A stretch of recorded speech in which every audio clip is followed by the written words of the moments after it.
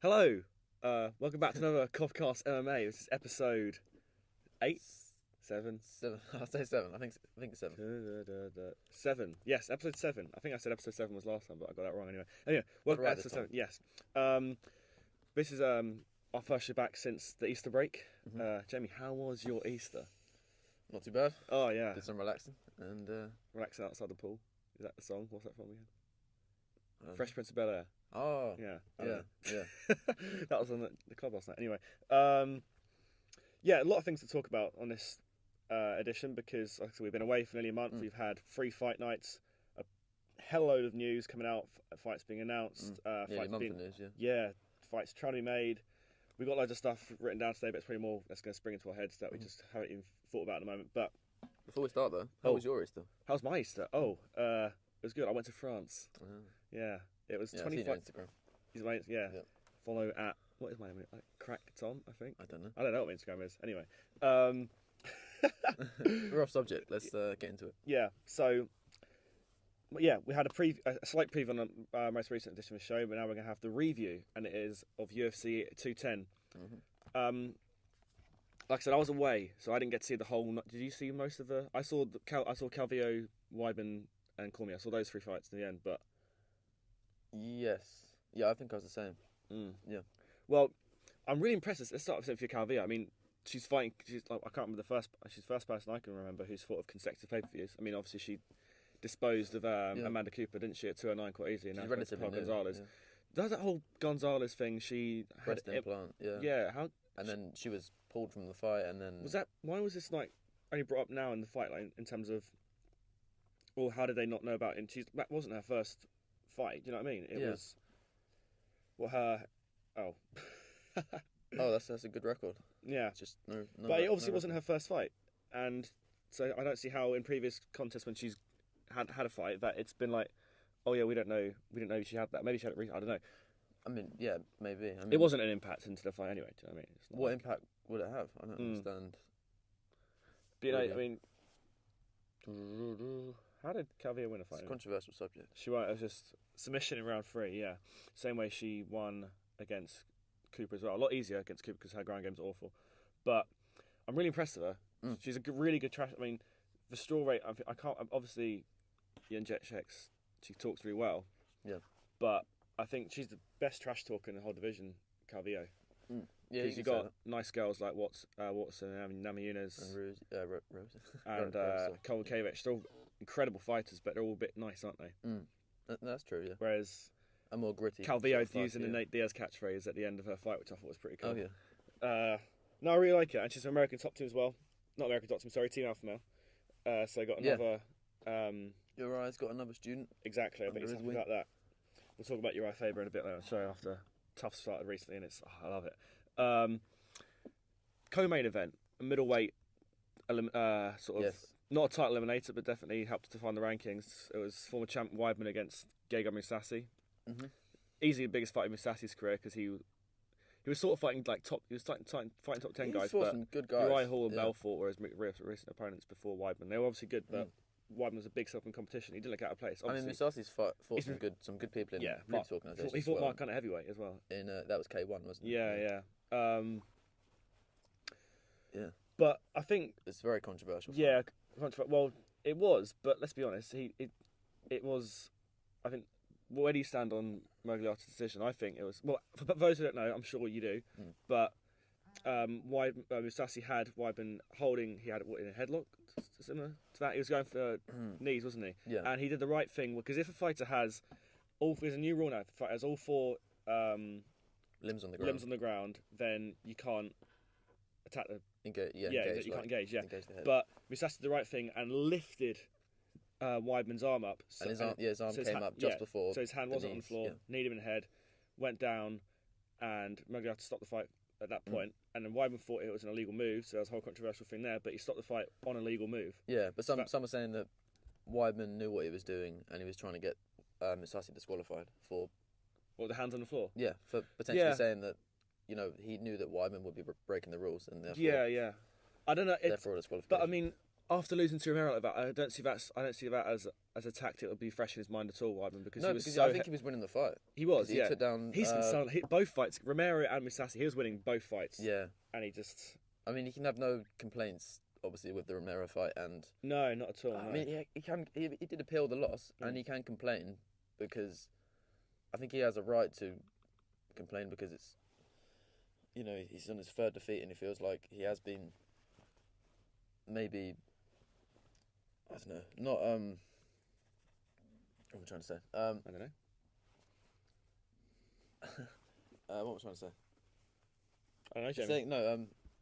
He probably feels hard done by because he was winning that fight, and that's been taken away because of a controversial decision, which potentially could have gone to him at that moment. Like, yeah. It was all very spur at the moment. Like, Mergliata did his very best. And I feel really bad with both his losses recently. Yeah. They're not like ones. It's just like one mistake. Not like and he was winning both fights, Romero and this one in particular as well.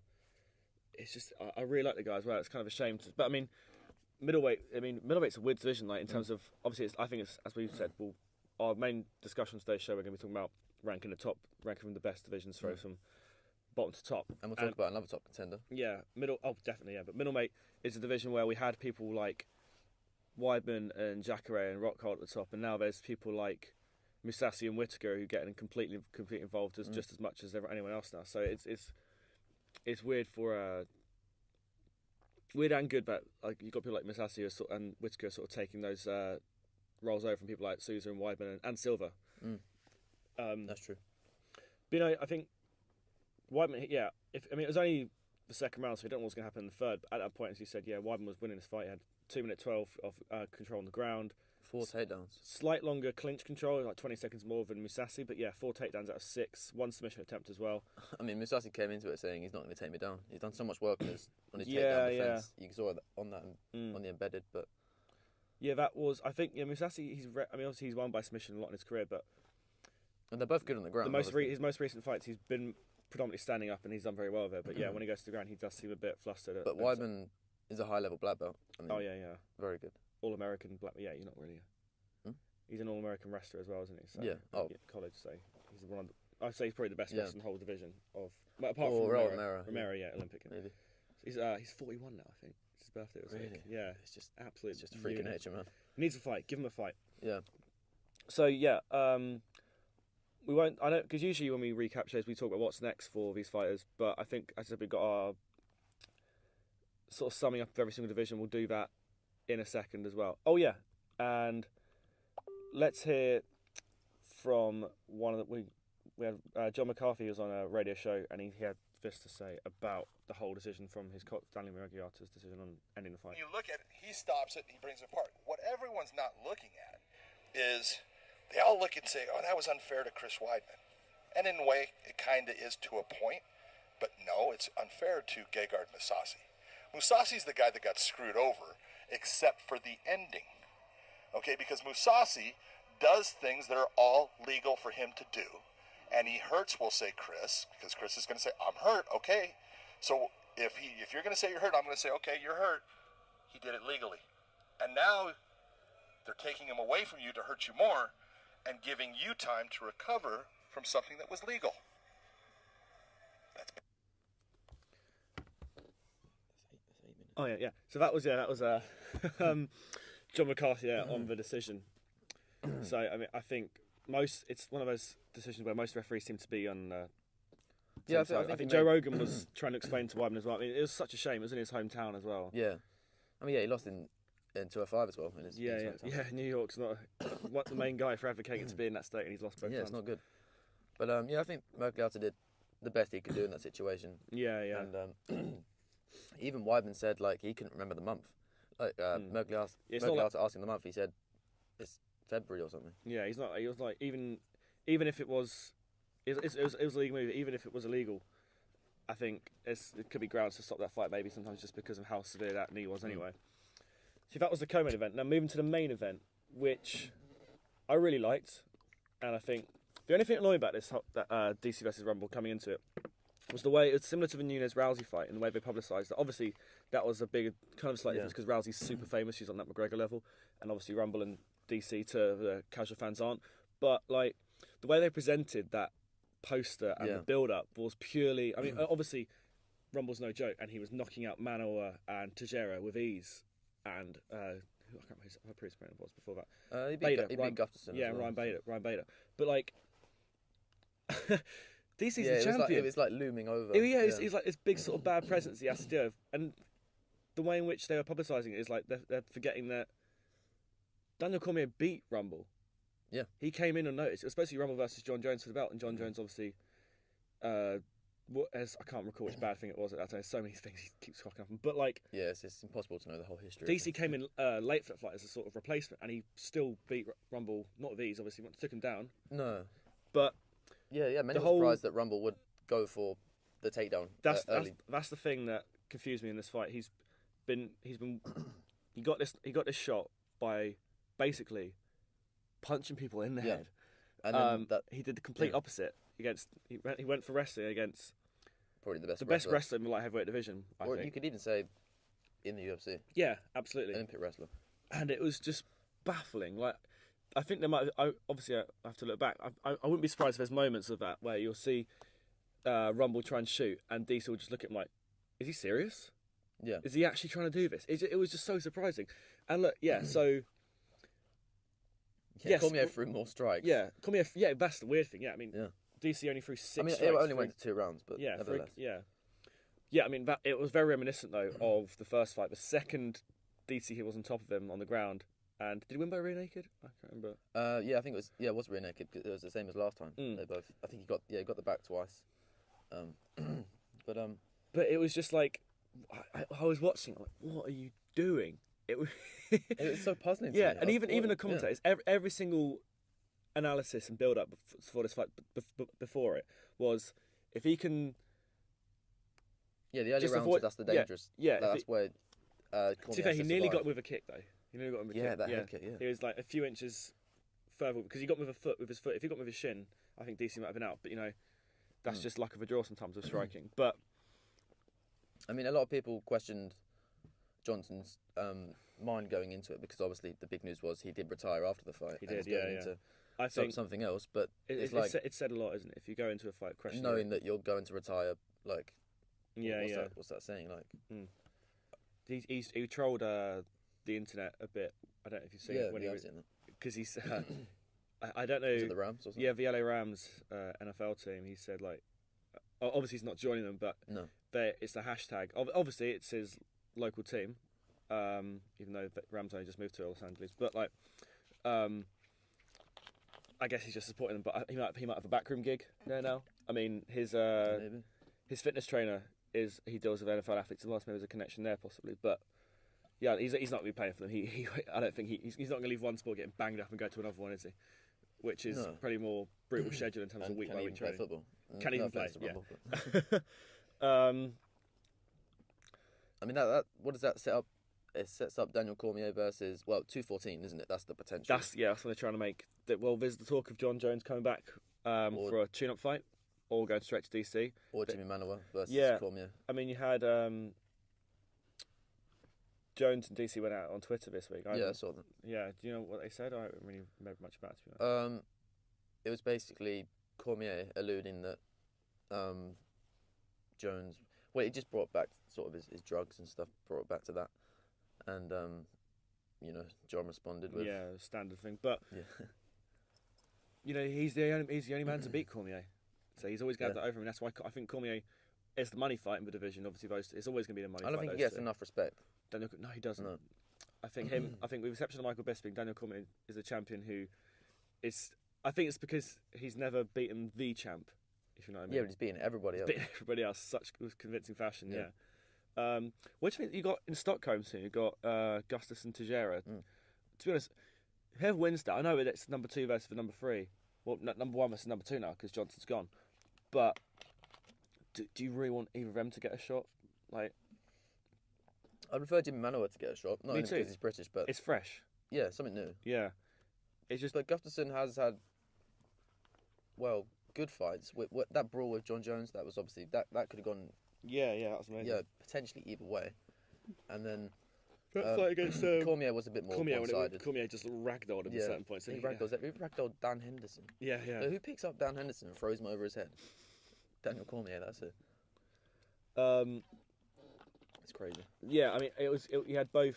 Because I think DC, he's a big wrestling fan. He was playing the heel. If you know, heel is basically the bad guy in professional wrestling. And he was definitely playing up to it now. I think he's realised because he gets booed pretty much every time everywhere he goes. I love the guy. I think he's brilliant, but he's definitely playing up to it now, which is quite good to see. Like at the end of it, he's like, "You can boo me, I'm the champ." Blah blah blah. I really really liked it, and it seems to be going in the direction of John Jones. Even Jimmy Manoa said he wouldn't mind fighting on the same night as him just to stay in competition. So once that fight's done, he's ready to go. That's if he wins at 214. I mean, he might be fighting Shogun. Shogun fought recently. They're supposed number 4 now. Yeah, they're supposed to try and get that done recently. Obviously, beat Corey Anderson recently. So Ozdemir, I don't need to say the lad's name, but he can't when he fought. Can't when he last fought. But maybe that's a fight to make.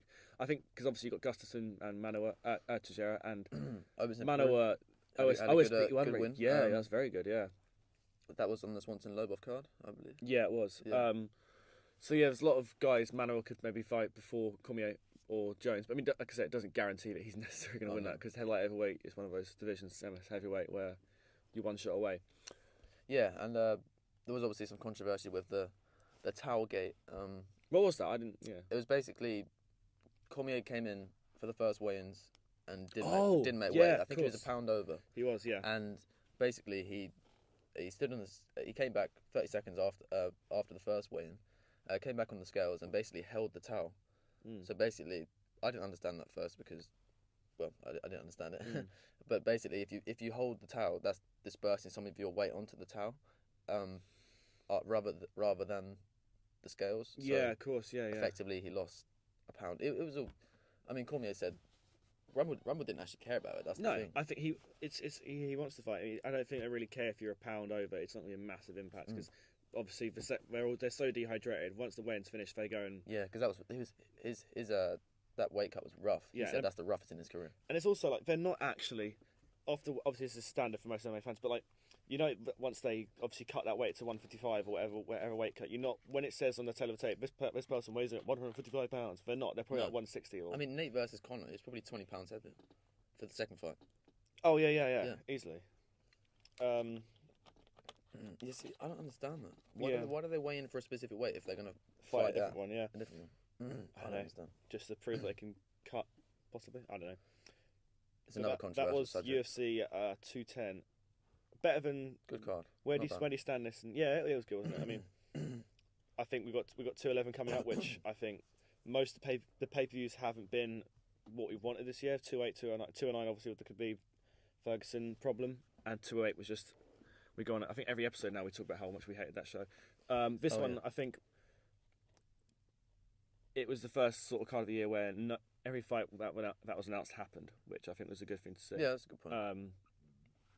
I mean, potentially, if Cormier hadn't weighed in and then Pearl Gonzalez, that could have been I remember when a real shock to come. I remember you texted me on the day before the fight saying, DC didn't make weight.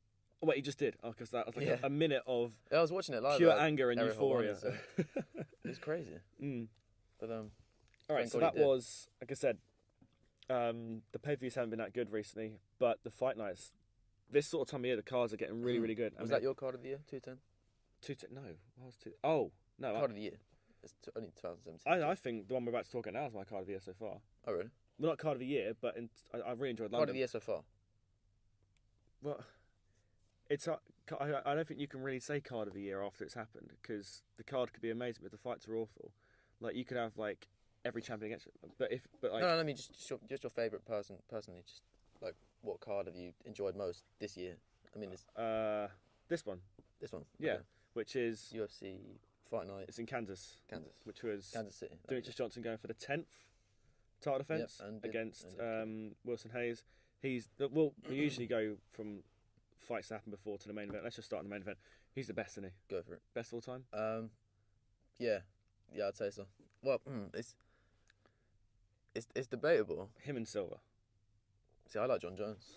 Yeah, If John Jones stayed healthy, he probably would have been even greater because he was like murking people at 23 years old. Yeah, I think the thing that sits John, not taking anything away from DJ because I think he potentially is the best of all time, but I think John Jones has fought literally.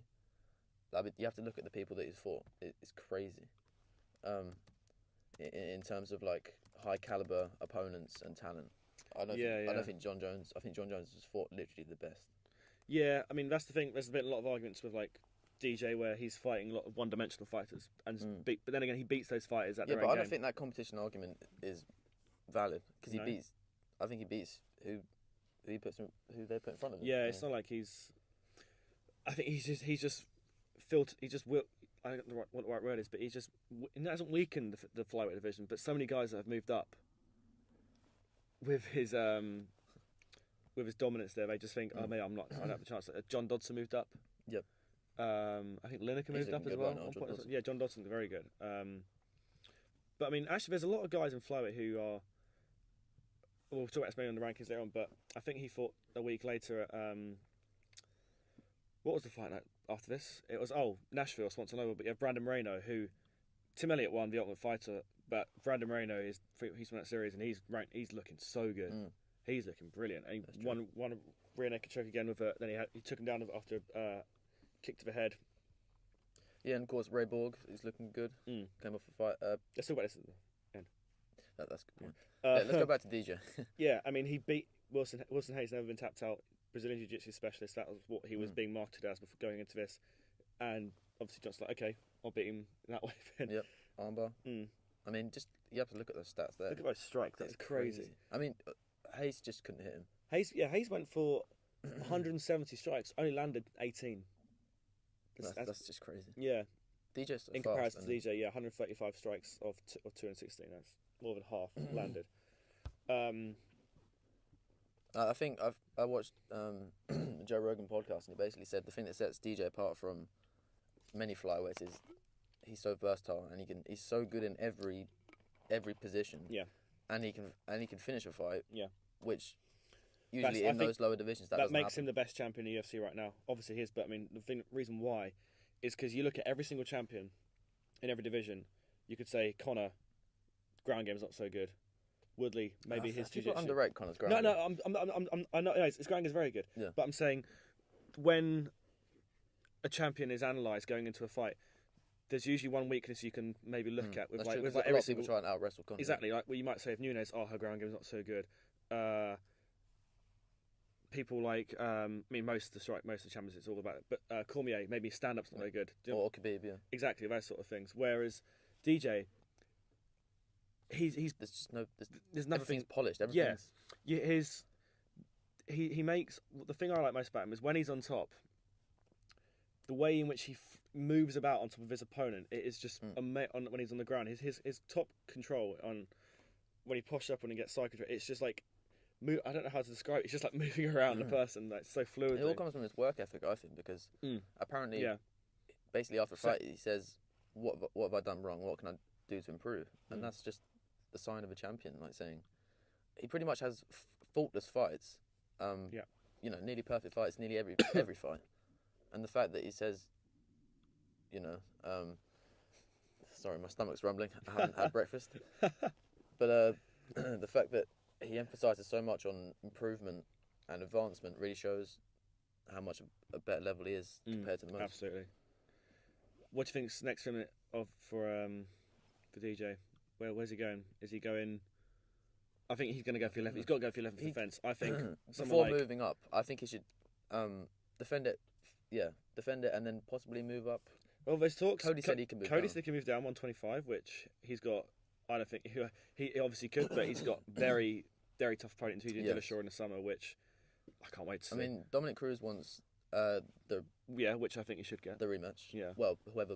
Actually, it will be a rematch. Because he has fought both TJ and Cody. But I mean, if you look at the current contenders in the flyweight division who could face, I mean, you got Henry Cejudo versus Sergio Pettis in a couple of weeks' time. Obviously, DJ and Cejudo fought not recently, but it's one of his most recent defences. I'm liking Ray Borg. I can't see anyone else but him who's gonna get a shot. Maybe if you have Borg versus Moreno soon, but Moreno's a bit too far down compared to Borg. Benavidez is fighting some. I don't even know who Benavidez is fighting in Singapore, or he's fighting in Singapore or New Zealand. But Brandon Moreno, the babyface assassin, 3 fights in the UFC. He's won all of them. Beat Lewis Smolka. Yeah, Smokers. And Smolka's no joke. No way. Tim Elliott had a great fight against him on this night as well. And he's just come in submission, split decision, and his win against Dustin Ortiz was his best win yet. Again, complete underdog going into it, but performance of the night. Yeah, exactly. Yeah, 2 performance of the night bonus. I really like the guy. He obviously was a champion outside of the UFC. That's how he got into the most recent series of The Ultimate Fighter. And he's coming on the tail. He's ranked number 7 now. Bright future. That is the good. I mean, that's one of the good things about when Ultimate Fighter is a series of. This current series, I don't think is the case, but with because this flyweight series was pretty much all young guys, and it just added a lot of fresh blood to the division. You got people like Pantoja and Tim Elliott and Brandon. Obviously, Tim Elliott was there before, but he's now reinvigorated. Tim Elliott versus Brandon Moreno. That's a fight I'd like to see. Oh yeah, definitely. That'd be really good. Yeah, I like Tim Elliott. He's a top guy. He fought this card as well against Lewis Smolka. Won by decision. Oh no, a very competitive fight against DJ. You have to say. He's probably. That was DJ's toughest fight he's had. Yeah, I was going to say he's probably stretched DJ the most. Yeah, recently, definitely since Cruises. Since he lost to Cruises. Oh yeah, since he lost to Cruz, yeah. So that was the main event. Then 2 fights that happened, which this will start with. I predicted this one. Yeah, I mean, this was the fight. It was one of the biggest fights looking forward to the year for me. I love the strawweight division. It's one of my favourite divisions in the whole company, and these 2 are probably my 2 favourite female fighters. Well, obviously if they're female in the strawweight division. Was Michelle Waterson and Rose Namajunas. Title eliminator, I'd say. Whoever got this was going to fight winner of Andrade in Jetcheck. So. And Waterson was like publicised. I think because she beat Paige Van Zandt in the last fight. That is she's like the it girl of the division. Rose has beat Paige as well. Yeah, exactly. But she's been away for a year after losing to Kovacevic, and she sort of disappeared into obscurity. But Rose Namajunas, that head kick to Watson. I was watching it. I didn't know the result, and I was just watching. I just went like, no, not to show impartiality, of course, because we are journalists. But I was really upset. I was really upset that she lost. I watched. I'm a big fan of Rose. So. Yeah, well, me too. But I know. But I think Michelle. But I think Namajunas is going to be very, very interesting if she fights. I want to. The Andrade title match in a few weeks. I wouldn't mind Andrade winning, but I really want to see Namajunas versus Jędrzejczyk. I think it'd be really, really good. Although, what's Kovacevic? She's fighting. She's fighting Cadella at 212. Obviously, both former challengers. Maybe they'll fight the winner of Namajunas and Jędrzejczyk. That would make sense, probably. I mean, she lost at 201 to Kovacevic. Yeah, that's what got the shot against Joanna at 205. But it's sort of like she's every time she loses, she comes back. Like, she lost that title fight in the Ultimate Fight against Esparza to get the belt, so she could have been the first champion. But then three wins against Angela Hill, who I think she's a strawweight champion in Victor, Van Zandt, Tisha Torres. These are all like top 10 girls, and then obviously the really close decision against Kovacevic, and then she came came like a year later that, and against someone who there's a big buzz around Michelle Waterson. She's a former champion from Invicta herself as well, and she didn't dispatch her, but it was a really good contest in terms of striking. It was fairly even at that point, but she just got the more significant ones. She's training with Valentina Shevchenko. Really? Yeah, wow, that's a dangerous. Very dangerous person to train with. Well, I don't know if she is, but she's a monster. That's who she helped train Shevchenko in her build up to the Pena fight. So she's training with an absolute beast right now, and she's looking really, really good. And as she said after the fight, give me the winner of that fight in Dallas, which I think she will get. Yeah, I hope so. Honestly, it was just the winner of that fight was going to get it. Exactly, and like I said, the middleweight division has got a strangle on it right now because of Georges St. Pierre. We don't know when that fight's going to happen. So there's a lot of top guys winning, and usually when you win at the top, you should get a title shot. But we don't know when it's going to happen. But needless to say, Robert Whittaker did arrive at this night as well. He beat Derek Brunson in Australia. Yeah. And obviously that was a really good fight. But this was such a step up in competition against Jacare Souza, who the night before signed an 8-fight deal. There was a lot of speculation if he was going to jump ship like a lot of other guys recently to Bellator, but he decided to stay. And first fight in an 8-fight deal, that was the whole case of this fight, was if he takes Whittaker to the ground. Oh yeah, it'll be over. Yeah, No doubt. he went for the takedown. He got him down for like a few seconds, but Whittaker got straight back up, and that was, as Brian Stan said in the commentary booth, that's so good for Whittaker's confidence that he knows that he can now. So even if he gets taken down, he can get immediately back up, which obviously ground control is a big factor. If you don't have definitely. that, you're not going to get as many points. And he's really young. He's like 20. Yeah, he is very 26. Yeah, But he's looking like a proper veteran, and his stand up was amazing. Landed so many kicks, and then just got Jacare groggy. And I think the second round he ended it, didn't he? On a yeah. I mean, a lot of TKO, people thought it was a mismatch going into it, just because. Well, Sousa's just beat most in the division. Yeah, apart from Romero. He's beat everyone apart from Romero. Yeah, he went to a split decision with Romero, I believe. No, at 194 they fought him and Romero. Where was it? Yeah. Yeah. He lost. Split decision. Yeah, Oh, you're right. Sorry, yeah. But yeah, he beat Belfort on both. So to be honest, even for Sousa, in terms of recent fights, this is a big step up because Tim Boetsch and Belfort, you could argue, are sort of on the tail end of their careers. Yeah. Whereas you've got someone like Whittaker who's so hungry. He's going to come in guns a-blazing. I like it though. I think it's really cool. Yeah, it just shakes up the middleweight division even more. Like we said, you had people like Jacare and Weidman at the top there with Romero and Rockhold, and now Mousasi and Whittaker have just bust through the door and like, no, we're here now as well. Yeah, There's so many. We'll talk about that was the fight some people wanted was Rockhold versus Whittaker next, and Rockhold did formally invite that fight to happen, but Whittaker said that was a bit short notice. Yeah, but nevertheless. But I think there's a good chance that'll happen at some point in the year because Rockhold hasn't fought since losing the belt, and he knows he hasn't fought for a while, is he? He was supposed to fight Jacare at that night in Australia, but he got injured, so Whittaker took the main event spot. But there's a chance for it to happen, I think. I mean, we've got 214 coming soon. 213 is going to be such a good card. It's obviously their summer card. It's always a big show. There's a few fights. We'll talk about some fights that they made there soon. But maybe if they can get that, it'd be quite cool. But I don't know if they can get it in time. See, that was UFC in Kansas. Johnson vs Hayes. He defended his belt for the 10th time, and he's going to go for 11th very soon. Probably not very soon, but I don't know. He obviously will. And then was it last? It was last week, wasn't it? No, 2 weeks ago. Nashville. It was Nashville. a couple of weeks ago. Yeah. Yeah. It was Cub Swanson who recently, his last,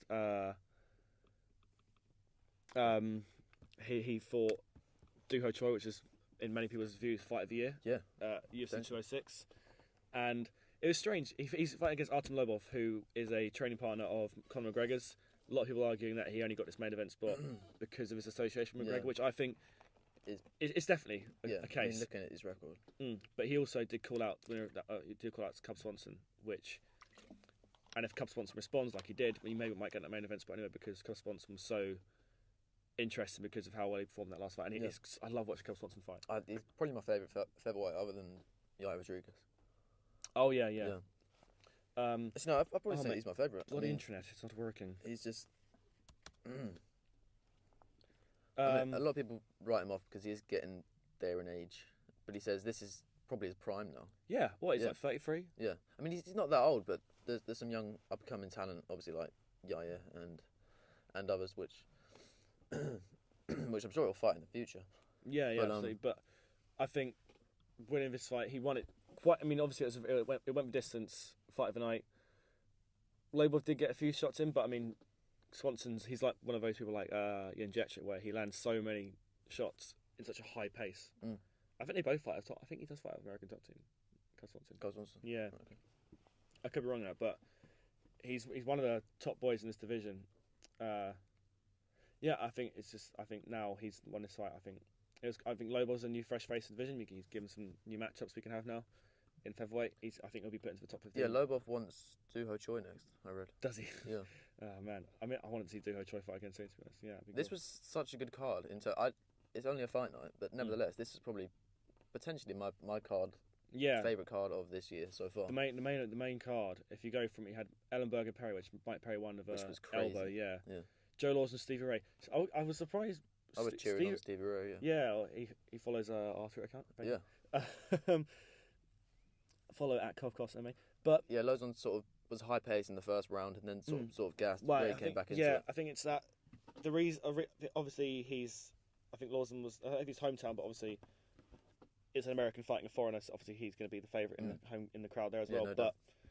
you can see here Lawson landed a lot more strikes, which I guess the judges took into And consideration. 5 But takedowns. I think the crowd were booing very heavily, not because obviously he's American and he lost, but his ground control was, and he landed a lot of strikes on the ground. But I guess because he had 7.5 minutes of ground control, which is around half the time of the fight. Well, 5 takedowns. That's understandable. Yeah. 5 completed out of 7. But I guess it's the amount of strikes he had, because he didn't really, as you can see, there's not many significant ones in comparison to Ray, which could be the factor as to why he didn't get this result. I think it was 29-28, the final result as well. So it was obviously It was very close. I mean, Ray yeah. had to win the last round Yeah. to solidify it. Otherwise, it could have been a draw potentially. Moving up, we had the John Dodson fight. It was a bit of a snooze. Oh, it was, yeah. But John Dodson moving up. He's representing the Philippines. Yeah, I saw that. I don't. There's obviously maybe a relation. You've got a trainer. I'm not sure why he did, but fair dues. Yeah, this was It was a bit Sort of snooze. Yeah. very cat and mouse esque. Reminded me a lot of, in terms of the way Wineland approached it. It reminded me a lot of the Silver Brunson fight, Yeah, that's a good example. Yeah, because Brunson was so apprehensive in that contest, and Wineland they was, just didn't engage. yeah. And I think Dodson is a name in this division, if you know what I mean. And Wineland obviously might have seen that in. Obviously he might not, but my assumption is he saw that in Dodson, was a bit apprehensive because obviously this is the guy who went toe to toe Demetrius Johnson, so he might have that, and he's an Ultimate Fighter winner. Maybe just thinking, oh, I've got to be really apprehensive in this fight, and none of them really landed me. It was just more. Yeah, I think this is his better weight class. Dodson. Yeah. Oh, Yeah. sure, absolutely. I don't think he should be done to flyweight. Yeah, I mean maybe give him someone like Jimmy Rivera next or Brian Caraway. Yeah, maybe. I thought you said Jimmy Manuel. I was going to say. No. Jimmy Rivera. Very fair. I sound that'd be pretty cool to see. But Dodson getting a win there. OSP, as you said earlier, he won after a few losses against. One flu choke. Who did he lose to? He lost to Manoa and John Jones. Was there someone else as well? Volkan. Oldsmere. Yeah, so he lost that one as well. So 3 losses in a row. So he was really looking, and he just won a submission. I think this is in his hometown as well, because he did like the American Football University's like signature like chant or something. Oh yeah. I remember. So yeah, winning his hometown obviously helped him as well. Marcos Rodrigo de Lima, I think he has moved up in weight, I believe. Yeah, I don't think he's ranked. Yeah, he's not, but OSP was just a bit of, I think, kind of outmatched him, to be honest. He needed to win that fight. If he hadn't won yeah, that fight, 4 fights in a row. It's one of those. I mean, he's ranked fairly high, so he might have been able to stay, but 4 fights lost in a row. Obviously, it's against high level competition, but sometimes we look at that thinking we might let you go if it's many. Co-main Al Iaquinta, who had how long was he off for? A year? A couple. I think. Yeah, against season 1 competitor of the Ultimate Fighter, Diego Sanchez, one of the long-lasting lightweights in the UFC, looks to probably be on his way out now. It was pretty convincing, wasn't it? It was a minute and a bit long, and Iaquinta just landed a few shots. He looked great. And to put down bang, someone bang. like Diego Sanchez, Yeah. nobody puts down. Like, No, exactly, yeah. it's just after 2 years out as well. I mean, that's crazy. So it shows the real level that Iaquinta's at. Is obviously working with the New York team with Matt Serra. What do you think about him? Let's talk about him, because we have to talk about him. I think he was very vocal at the end of the fight, very vocal online as well, saying he didn't get his fight of the night or performance of the night bonus. Yeah, I mean, in before I can't remember if it was an interview after. I think he said pretty much, I don't know if I want to do this. Like he's just seen Ellenberger get knocked out cold by Perry, and he said, "Is this worth it?" Pretty much. I'm putting my body on the line. I'm putting my health on the line. For what? I mean, am I getting the money and the recognition that I deserve for this is his lifestyle? This is what he puts in every day, and it has to be questioned. I mean, if it is worth it, I guess that's a personal choice. I think he's just sloppy. He didn't get his bonus, to be honest. Yeah, I guess so. But he's been away. There's obviously some psychological reasons why he was away for so long. He trains to like Matt Serra and Ray Longo, so he's coming out of a great camp. Oh no, definitely, and he's taken aim at Dana White since that scene. Yeah. Well, have you got anything from him to say? Or I don't know. Potentially. It's 25 minutes long, man. Yeah. But yeah, we're trying to find something from Iaquinta himself, just to hold us here. But he's a very vocal guy, which is great. But I think the UFC respect him slightly because they moved him up into the actual rankings of the lightweight division. Moved him He's up now 3. Yeah, moved him up 3 rankings. So I think he was 15, and they moved. Oh wait, no, 14. Yeah, but they moved him up quite a bit now. So I think the lightweight division is probably the division with the biggest shit talkers. Yeah, Everyone's so vocal in that division, which is kind of cool because you got people like, well, from I'd say the top 4 from McGregor to Alvarez, all of them talk. Nate can talk. Nate can talk a little bit, yeah. Dustin Poirier's pretty good. Kevin Lee. Michael Johnson, Kevin Lee, yeah. Ali Quinta, yeah. Oh, you got Michael. Is it Chiesa? I think it's his name. Against Kevin Lee. That's gonna be very, very good. That's a pretty good card as well. Similar to this Swanson Noble card. No one's really, in terms of fame, up there, but in terms of quality, it's gonna be really, really good. Anything from Iaquinta? I can't find a soundbite, but it's pretty much F the UFC, F Dana White. Yeah, you get the gist. And I think he has got a case, and he has every right to vent his frustration. Yeah. I think there's obviously something pent up. He's been out for so long, and those selling houses. Yeah. He's an estate agent, isn't he? Yeah. You definitely buy a house for him, wouldn't you? Be like, yeah, I don't want to buy this. Yes, you fucking will. Okay, sorry. I don't think that he'll be upset. He won't get his bonus. Exactly. He'll be like, fuck, Plush Houses New York, whatever the company he works for. Yeah. I don't know. Plush Houses. So yeah, it was Swanson v Lobov, Fight Night Nashville. Pretty good, wasn't it? Pretty good card, yeah. Yeah. Let's move on. So, Ultimate Fighter started recently. Yep. And when it was announced, we were so excited for this because you got Cody Garbrandt and TJ Dillashaw. The stories there with the whole moving to Colorado scenario. Alpha male. Yeah. And it's all. I mean, how much of it's sort of being all brought up on screen? How much of that show is scripted in terms of when they're having these debates about, especially in the most recent episode when you had Uriah and Dillashaw having a full-on argument, like saying, "Ask Chad Mendes." Was that a dab? Ask Chad Mendes about why I left, and Uriah saying you quit the team and this is a lie. How much of this whole thing is staged in terms of? Do you reckon they're told to? I think that thing in particular was organic enough as it is. There are some moments, obviously, where it seemed like they're maybe when they walk into each other's training sessions, things like that. Yeah, that's true. I don't know how much is presumably scripted.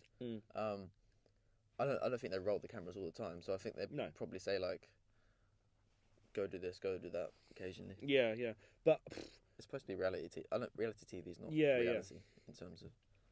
But I think this is definitely the most intriguing series we've had for a long time because this whole story is so good.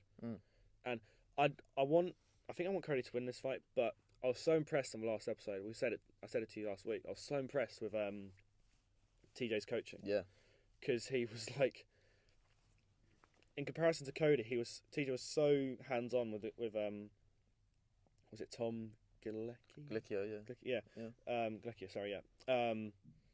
He was so hands on in his approach of coaching, which I know he's got his own fight to prepare for, and this was months ago when we recorded this show. But it's pretty cool to see because a lot of coaches don't. They usually just leave it to their own coaching team to look after the fighters. But he was so hands on, which I do like to see.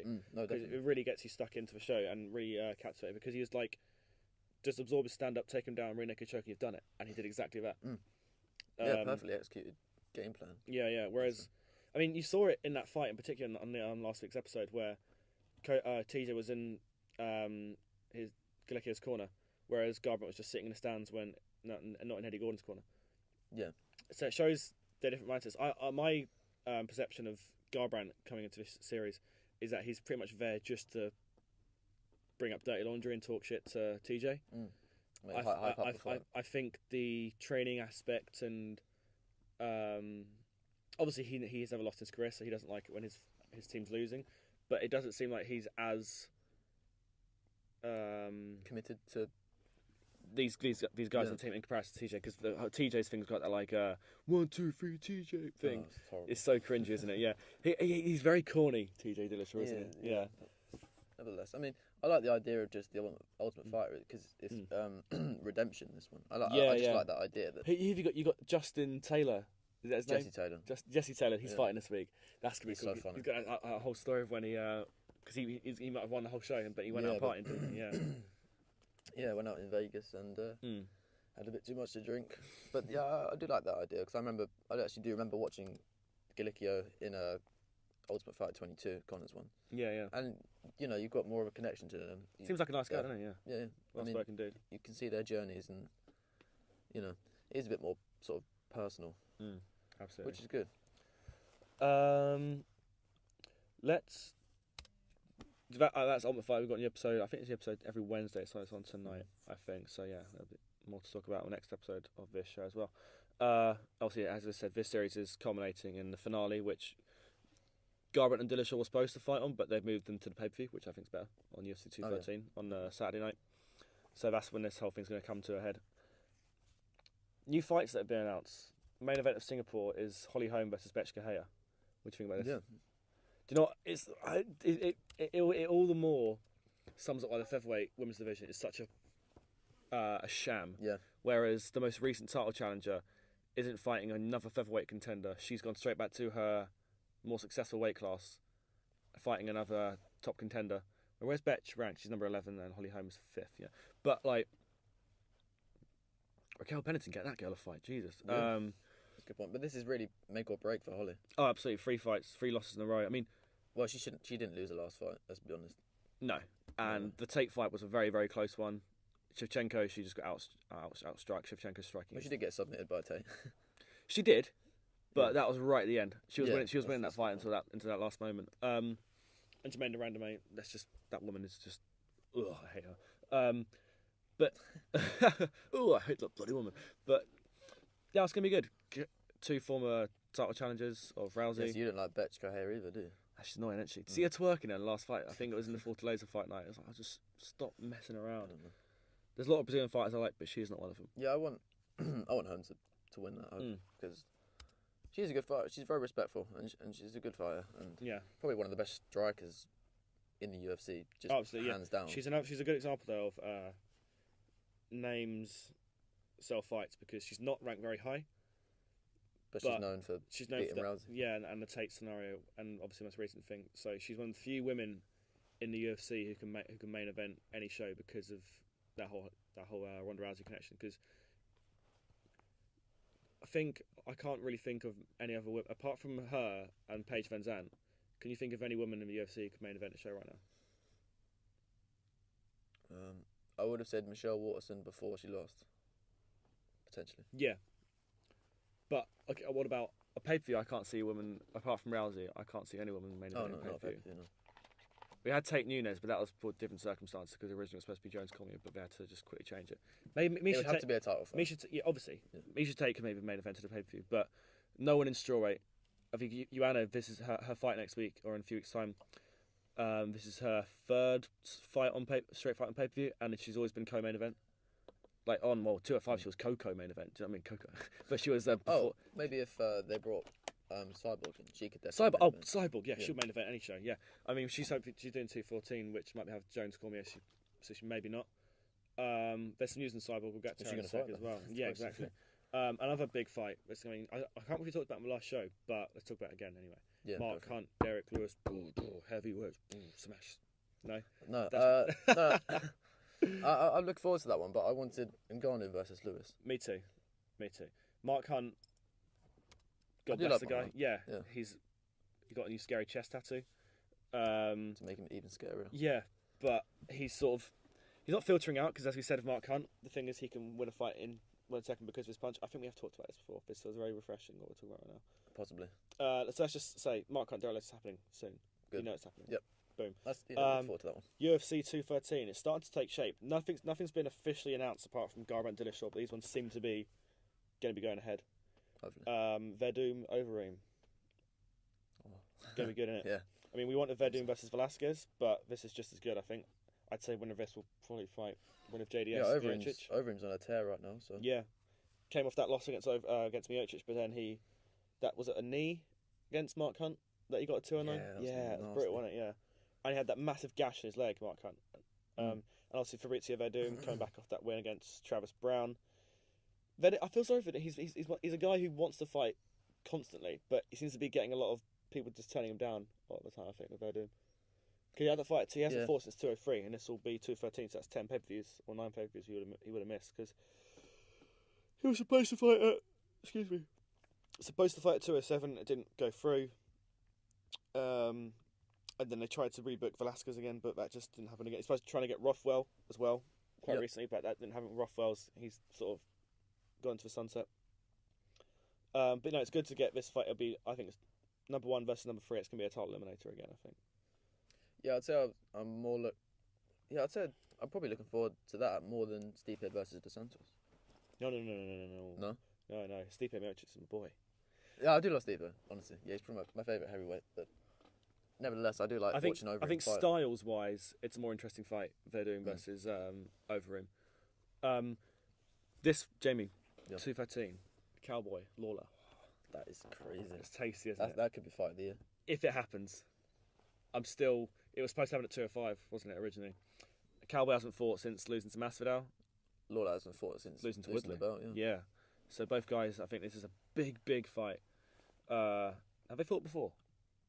I don't think so. They seem like two names who are destined to fight each other, don't they? Yeah. Well, Cerrone's only come up to welterweight quite recently. So. Yeah, we got RDA fighting a welterweight again soon. He's going to make his making his debut soon as well. Cowboy Donald Cowboy Cerrone versus Robbie Lawler. That is going to be a tasty fight. I honestly have no idea how to predict that.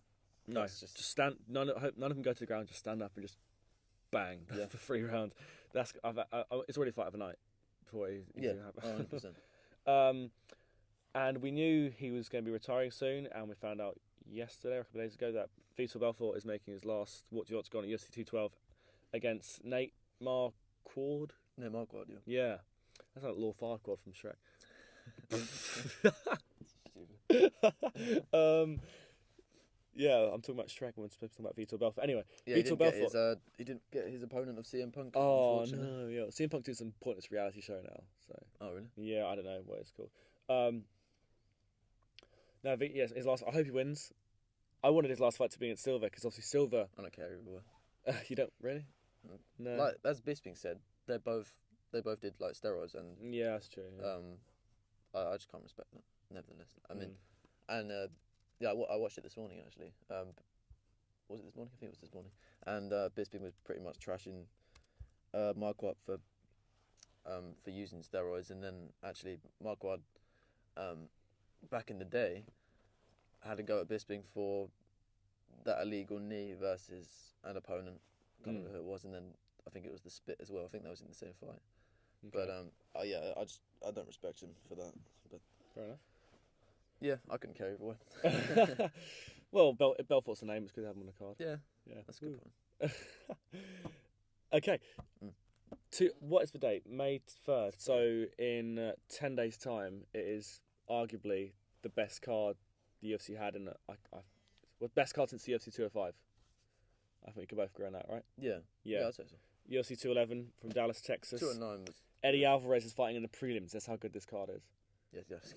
Just stacked. And you got people like James Vick in the prelims. I really like that guy. That's another good fighting on the card as well.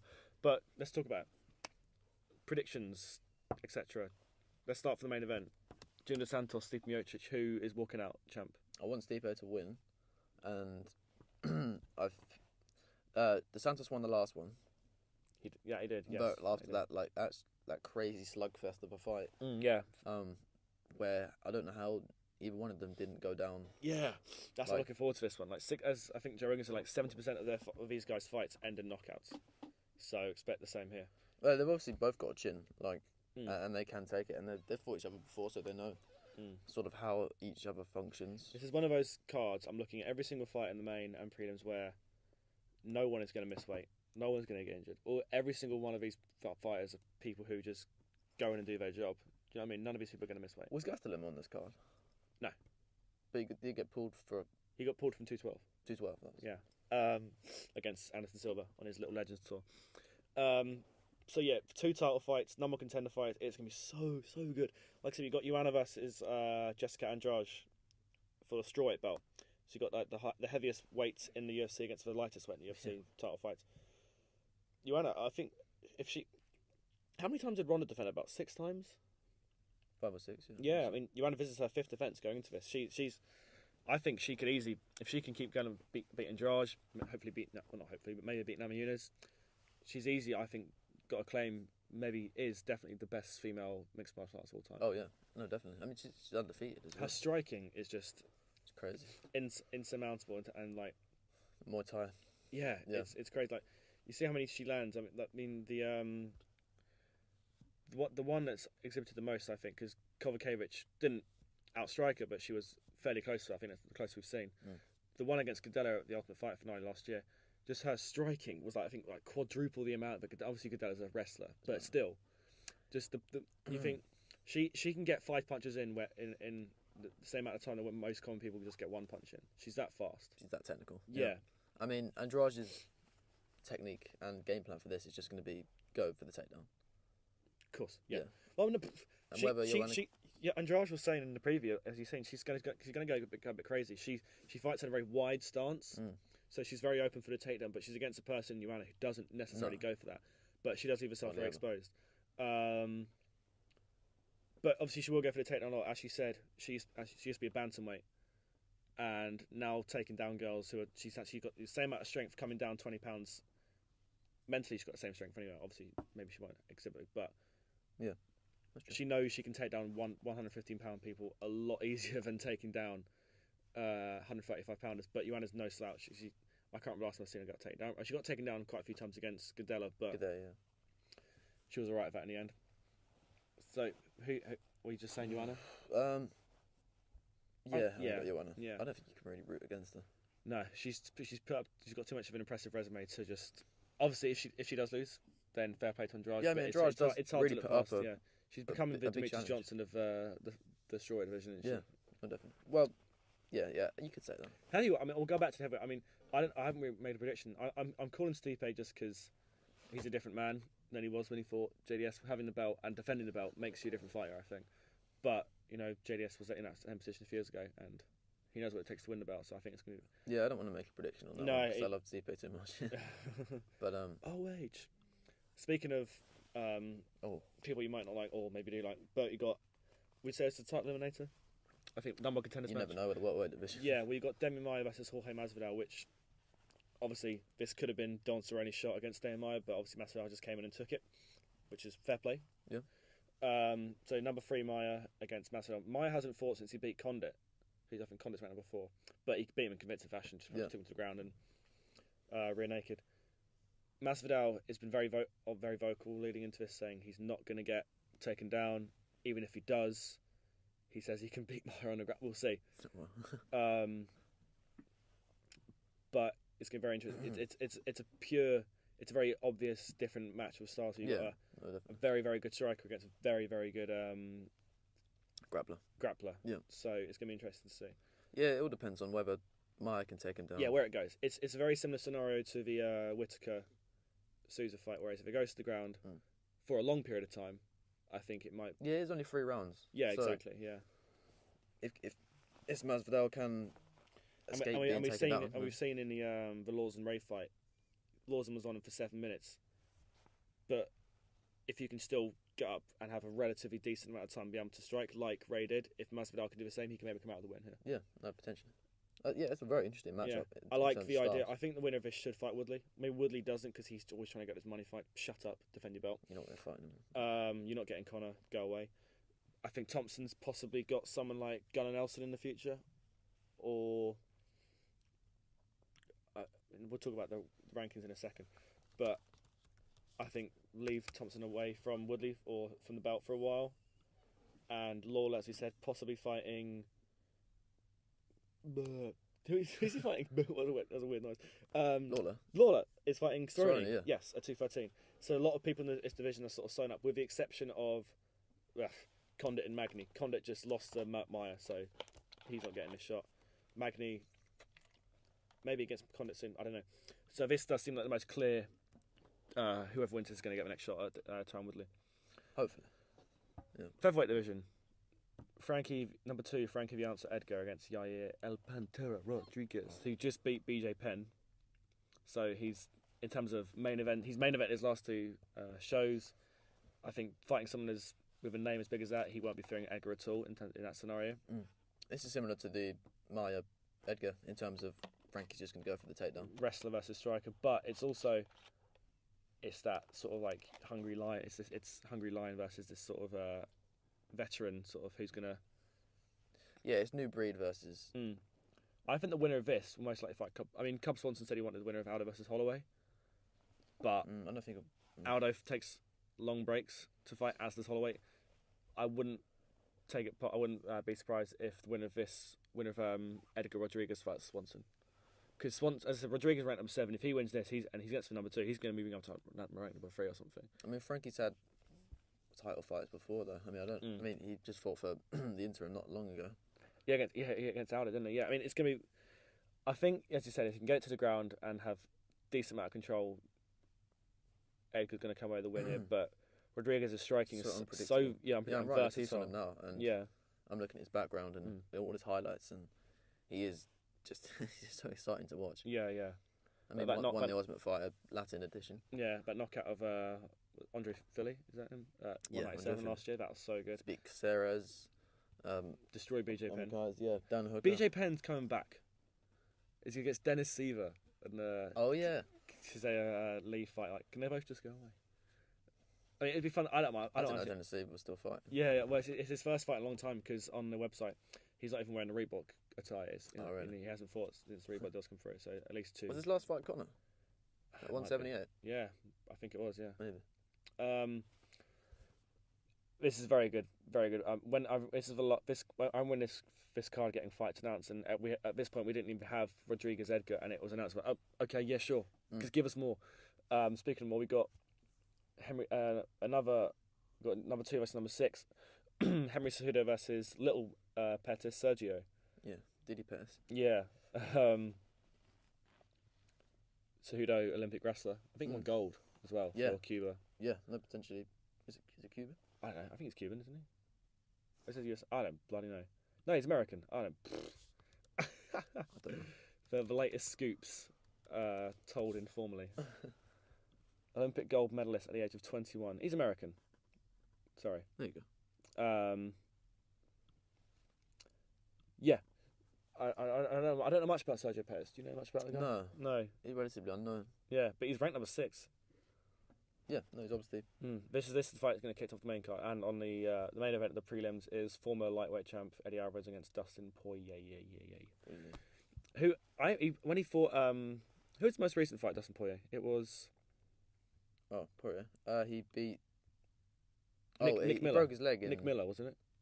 Not Nick Miller. Jim Miller. I'm thinking of he beat Jim Miller. But he said he's going to take quite a long break, but that was 209, I think, so he hasn't taken that much of a break.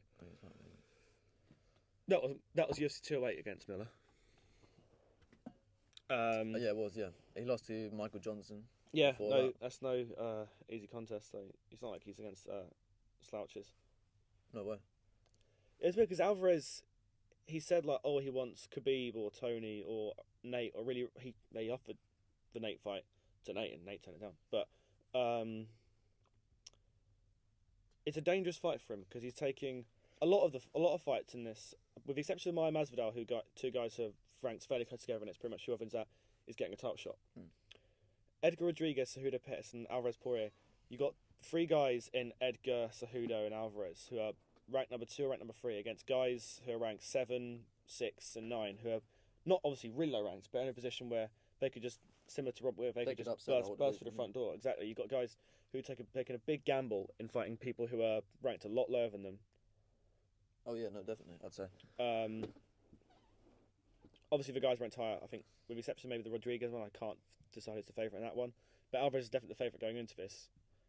Yeah, I mean, it's going to be interesting to see how he bounces back. I think mentally he's going to be a lot better, because I think he was so emotionally invested into that Conor fight, and his game plan went out the window because he was going to just obviously try and wrestle, but he just wanted to stand up and bang because McGregor gets in your head like that. Yeah, but I think with this Poirier sort of won't fight, do the same thing. No, so but this should be the real Eddie Alvarez. We should see him again. I think so as well, because he's going to be a lot more focused, and the thing that's going to be most fresh in his mind is stay to your game plan. Because last time I didn't do that, I lost. So, I think. Well, yeah, I think he'll have some mental strength from overcoming that Conor absolutely thing. So that is UFC 11 in a week or so's time. Okay, on the MMA hour last night, because I say every episode, but the women's featherweight division is in a complete mess at the moment. Yep. There's not a division. No, it's but not. There's two fighters who we've talked about quite a bit recently who are going to be like the spearheads for it. And that's Chris Cyborg and Invicta featherweight champion Megan Anderson, who. That's the thing. Like with I'm going to talk about the featherweight division in depth more, but Megan Anderson was on Ariel Helwani's MMA Hour yesterday, and she was just talking about Cyborg, and she's most likely to be signed with the UFC very soon. Hopefully. And she was just talking to Ariel, and then Chris Cyborg decided to phone in and said this. And I'm very excited for this fight. I call out this fight a long time because I think she's a 145-pounder, and then this fight supposed to happen a long time ago, and then don't happen because her manager talked to UFC and talked to Shanna, I don't know, and they said she needed more time, needed more fights, but I think this is the real fight, this is the real fight for the belt 145. So yeah, I think with Durandame sort of just disappearing into obscurity, in limbo, yeah. This seems like the most logical fight to make for an interim featherweight belt, I guess, between Megan Anderson and Cyborg. And it's very rare, as Ariel said, for a fighter to not only call out Cyborg, because a lot of people have done it in the past, but then just sort of filter and disappear into the cracks, but actually say, I want to fight Cyborg and actually stick to it. Not a lot of people do. And Megan Anderson, she's only 8-1. She's not like, she's probably had a lot of fights amateur-wise. Yeah, that's true. But they're trying to slate it for 2/14, I believe, which is the same night as Jones Cormier, if that happens as well. A lot of speculation. I mean, there's a lot of like UFC 213. It's only to do with a silver fight. There's a lot of fights that haven't been organised. It's getting very close to it. Obviously, they will. Yeah, but I'm sure they will. It's reading here. Tyron Woodley says that it's unfortunate and stupid for Dana White to accept the Masvidal fight. I think because he was saying like he should have waited for the Woodley Thompson fight to end so he could have got his shot more immediately rather than take this chance. But shut up, Woodley. Like, yeah, shut up, Woodley. Mai's trying to get a better shot and obviously beat other guys. You're just, I hate the guy. Anyway, so yeah, possible Cyborg Anderson fight, which would be pretty cool to see. Also, Anderson Silva, as I said, he's trying to get that fight for UFC 212 because when Gaston pulled out, and he wants Yoel Romero in an interim title fight, or he said he's going to retire. He's not going to retire, Jamie. Oh, very interesting. But like, he's ranked number 7, Anderson. Obviously, he's an icon. So if anyone can maybe warrant getting that interim shot, he could. Would bring numbers. Definitely. But UFC are loving interim belts right now. Well, I say they are. There are people. There's only been 2 since the new owners, and that was Holloway and Pettis, and maybe Khabib Ferguson. Apart from that, there hasn't really been any. Yeah, I guess so. Because the McGregor Mendes one was before new owners came in. Oh, definitely. Yeah, but there are people ahead of Silva definitely who deserve. Absolutely, yeah. Every guy, you've got Whittaker, Mousasi, Weidman, Rockhold. Romero deserves a touch anyway, but we don't know when he's going to get it. So I think Silva's just saying this to get the ball rolling on a possible fight. I mean, it's a very specific fight, but I think he'll eventually settle and maybe get someone. I mean, who in the middleweight division could he face at 212? I don't know. He's already fought Derek Brunson. I mean, Rockhold doesn't seem. I mean, yeah, Jotko. Potentially Rahul. Rahul. I mean, they were supposed to fight. When were they? They're supposed to fight UFC 197 last year. The night when Miocic won the belt, but I think one of them. I think Silva got injured. One of them got injured. So that fight never happened. It's a possible fight. I mean, it's not. Most of the guys between Silva and Romero are pretty sewn up in terms of either just coming off a fight or got a fight soon. Not sure who this Christoph Jotko is. No. 19-1 though, pretty good. Yeah, but ranked number 9 in the middleweight division. So yeah, we'll see who Silva's going to get next. Let's have the Floyd Conor update. We should have like a jingle for this, I believe, because he can talk about it every week and nothing is going to come of it. It's just Floyd Mayweather's dad said that he could beat. He's age 64 and he said he could beat McGregor with his hands behind his back or something. That's just trash talk, isn't it? Stupid. Yeah, what? But I think going into it, I think it will happen. Yeah. I think there is too much money involved on either side of the pond for it not to happen. Yeah. And it's just giving all the money to the people involved as much as they want, really. I think we said it before. I think we both would rather see him in the octagon. Absolutely. I mean, I would obviously watch the fight, but nevertheless, I think arguments. People who like maybe say, "Oh, McGregor will go down to the best of all time." Defend your belt, mate, and you might, because that's the only criticism I have of the guy, is he hasn't defended a single belt once, and he's like, I know he's a businessman, so he's realizing if I'm a champion, I'm out there promoting myself, I'm going to get more publicity rather than a challenger promoting myself. So I'm going to stay away from the company with my belt as long as possible to get more publicity and be that guy. But like, obviously Khabib had that problem with his tiramisu thing, whatever it was. But you got people like Tony Ferguson and Barboza, and with Nate Diaz maybe possibly come back, or Michael Chiesa and Kevin Lee, what's going to happen soon. You got a lot of people hungry and they've got nothing to strive for. The thing about Conor is, I think I watched an interview from about 2013. He pretty much stated his ambitions. He said, "I'm going into the UFC. I'm going to get these 2 belts and I'm going to bounce." I don't know whether that is still his game plan, because he probably never thought that he was going to be this big at that stage. That's very specific as well in terms of like, if you have that goal, and you think at the time financially he was nowhere near as well off as he is now. No. Having that in mind, it seems even more likely that it is the case, because you have so many. He not just because he has money, but in terms of he has outlets to satisfy his like creative ambition. And yeah, because potentially like he could have this fight, probably make 100 million. Yeah, there's no desire. And then is there? retire. Like, yeah, why would you want to go back? Even this fight against Floyd is probably most likely might be the biggest fight in terms of finance ever. Even if he came back and he fought Diaz for the lightweight belt in the trilogy fight, it's nowhere near gonna. It's obviously going to make a lot of money if he beats Floyd, especially. But he could potentially retire undefeated featherweight champion, undefeated lightweight champion. Yeah, I know, it's crazy, isn't it? And there you go. So you can see there's reasons why he wants to do it, but come on, mate, we're fans. We want to see you fight. We love that Sinead O'Connor and Biggie Smalls song coming to the ring. And just everyone, look, it's an event when he fights. Yeah.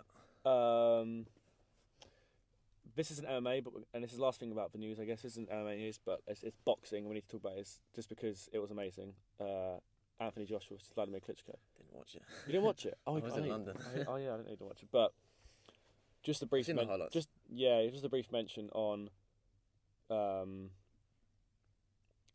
It was a big one because you had everyone in the MMA world talking about it as well, which is a great thing to see. Just everybody turned into a boxing expert. It's always funny. Day. Yeah, I mean, I'm not much of a boxing aficionado. No, me neither. But this is the most understanding I've ever had a fight, because the point system is very similar to MMA in the fact that if you get knocked down, it's a 10-8 round. If it's not, it's 10-9 to whoever. So scorecards, I was fairly all right with it. But this watching boxing, I just constantly remind myself why I enjoy watching MMA more. Yeah, it's just because it's so much more unpredictable. Yeah, like there's never a moment where the boxers obviously they go into each other just to get a slight rest, and I know it's a slight longer. It's 12 rounds, so most fights are usually longer than. Imagine if you did that. If you did that in MMA, you'd just get flipped on your head. Wouldn't Yeah, you? exactly, and that's the unpredictability of it. You never know how you're gonna be taken down or be struck. Whereas in boxing, it's fairly not one-dimensional, but it's very technical. Yeah, I'd say it's more technique than anything. But I just wanted to mention Anthony Joshua because he's one of the most intriguing fighters in the world right now, and he's hopefully going to make a splash stateside soon as well. People like Deontay Wilder wanted to fight him as well, and Tyson Fury. Yeah, Deontay Wilder's not a big enough name though. No, I was listening to Brendan Schaub and Brian Callen talking about it this morning, and but I haven't heard it. I need to listen to that. Yeah, fighting kid. Oh, cool. Okay. But they were saying basically, Deontay's not a big enough draw. He can sell out like a big stadium in America. And Really? No, Alright. no way. He's not known. And what's the other one? Parker as well. Joseph Parker, he's in New Zealand. He's a WBO champion. I think that's Wilder, isn't it? Well, what is the? It's so confusing with boxing. AJ's got the IBF. AJ's got IBF and WBA now. WBA as well. Okay. And then Woodley. I just saw a picture. Why can't they have one belt? Wilder's got the WBA, and I think Parker's got the WBO, and Parker's got WBC. It's very confusing, but the intention at the moment is for Wilder and Parker to fight, unify those two belts, and then the winner of that will fight Joshua, or with Joshua and Fury if that happens as well. The thing is though, with boxing, there's so many associations and federations and confederations and organisations, whatever it's called, or order, I don't know what it's called, that mandatory defences happen and contractual mandatory defences happen so frequently, you can never hold on to one belt at the same time. All the belts at the same time. Like that was like Tyson Fury, when he won like 4 or 5, he won so many belts off Klitschko. He won pretty much all of them. Yeah, apart from one, I think, which was Wilder's one. Yeah. But he had to get the IBF one that Anthony Joshua won. That's one of the reasons he won that was because Klitschko had to give it up like 2 weeks later, because there was a fight he was supposed to have, but he obviously couldn't do it. He was just in a war against Klitschko. So then that was Charles Martin and the other guy. Martin won that, and then Joshua fought him. So Joshua really only got that because of contractual reasons and things. But that's the problem. Like saying, "Oh yeah, we want to have Parker versus Wilder, and then winner of Joshua Fury to fight Parker versus Wilder." It's easy to say that, but they have so many mandatory defences where they can't actually just say, "I want to do that," because they have to fight people who are paid by those companies and organisations to fight. Yeah, that's why it's so hard to unify a division in boxing, because so many conflicting parties. The last person to do it was Lennox Lewis in the 90s. Oh, wow. Klitschko didn't even do it.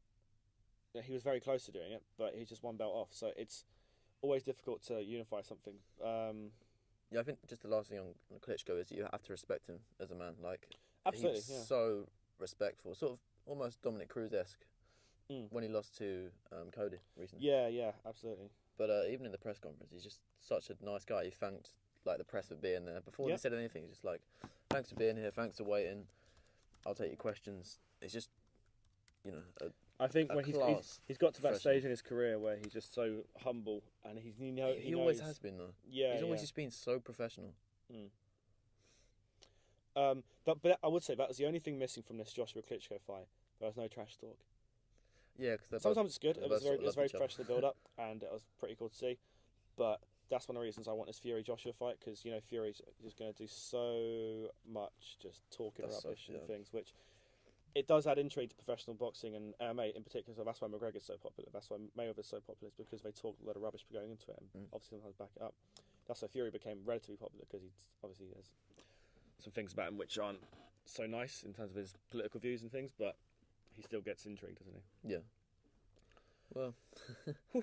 Okay, so that was news and things. News and things. That's an hour and 20 minutes of news. Wow. Okay. A lot's happened. It's been a month. Yeah, it's been a month. We've got lots. I think it might be the longest show. I'm not sure. Anyway, so this week's hot topic, as Alan Partridge would say, we're going to rank the divisions from worst to best, areas they can improve upon, what makes this division great. Also, people who aren't ranked in these divisions, who are outside the top 15 and could break, and young people and stuff, etc. So we're going to see possibly who might be future contenders in this division as well, and like I said, who can make a splash. So, Jamie, let's go. There's 11 divisions in the UFC. What is number 11, the worst division in the UFC? Are we counting it as a division? Exactly. Let's just lay. Should we even count it as a division? Yeah. Well, okay. Obviously, heavyweight? No, women's featherweight. Women's featherweight. Yeah, Yeah. I agree. What is, Jamie? Your stomach's going mental. I haven't had any breakfast and I'm very hungover. Okay. Yes. So we've got a champion who cheated in her inaugural title fight. And shouldn't have won the fight. She's not fighting again. As I said before, if you go on UFC.com/rankings, you'll see No rankings available 50. for this section. No, yes, because she's been champion for nearly 3 months now, and she's still not even listed up there as champion. Jermaine Durandame, I'm talking about, obviously. It's not a division. I say it every single time. Get fighters. Just have. The thing is, I was going to say, like, this whole Megan Anderson Cyborg thing's good. Yeah. Because they're nearly the 2 best featherweights in the world.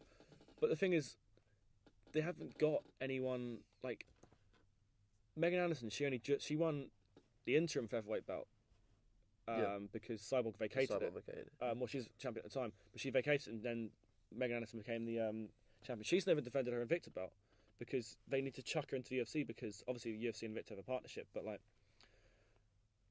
I don't know why it was necessary. I mean, it is obviously it was made for Cyborg, but they just don't have anybody else.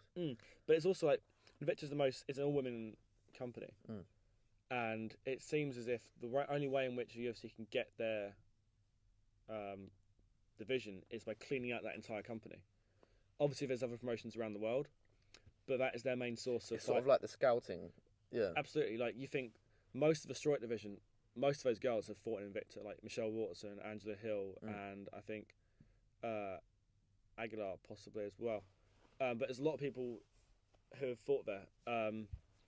Megan Anderson, one of those as well. It's just, Jermaine Durandame 7-3, gets out. I mean, why was she given the title? Worst ever post-victory speech I've ever seen? It was, you're on top of the world. You're the first ever UFC women's featherweight champion. They've created a division. You are the first person to hold this belt. What are you going to do? What is your aim as a division? My foot hurts. I'm going to go home. I need surgery on my hand. Piss off. I know, just like joshing, but Jesus Christ. She fought Amanda Nunes. I didn't realise that. She did. Did she win? 2013, no. Oh, yeah, she was. But I don't understand. I can understand Holly Holm getting the shot for the belt initially, but why Durandame? Is it because she's... Well, she was second fiddle. It originally was supposed to be Cyborg, but the Cyborg had that drug thing, so she couldn't say put Durandame in it.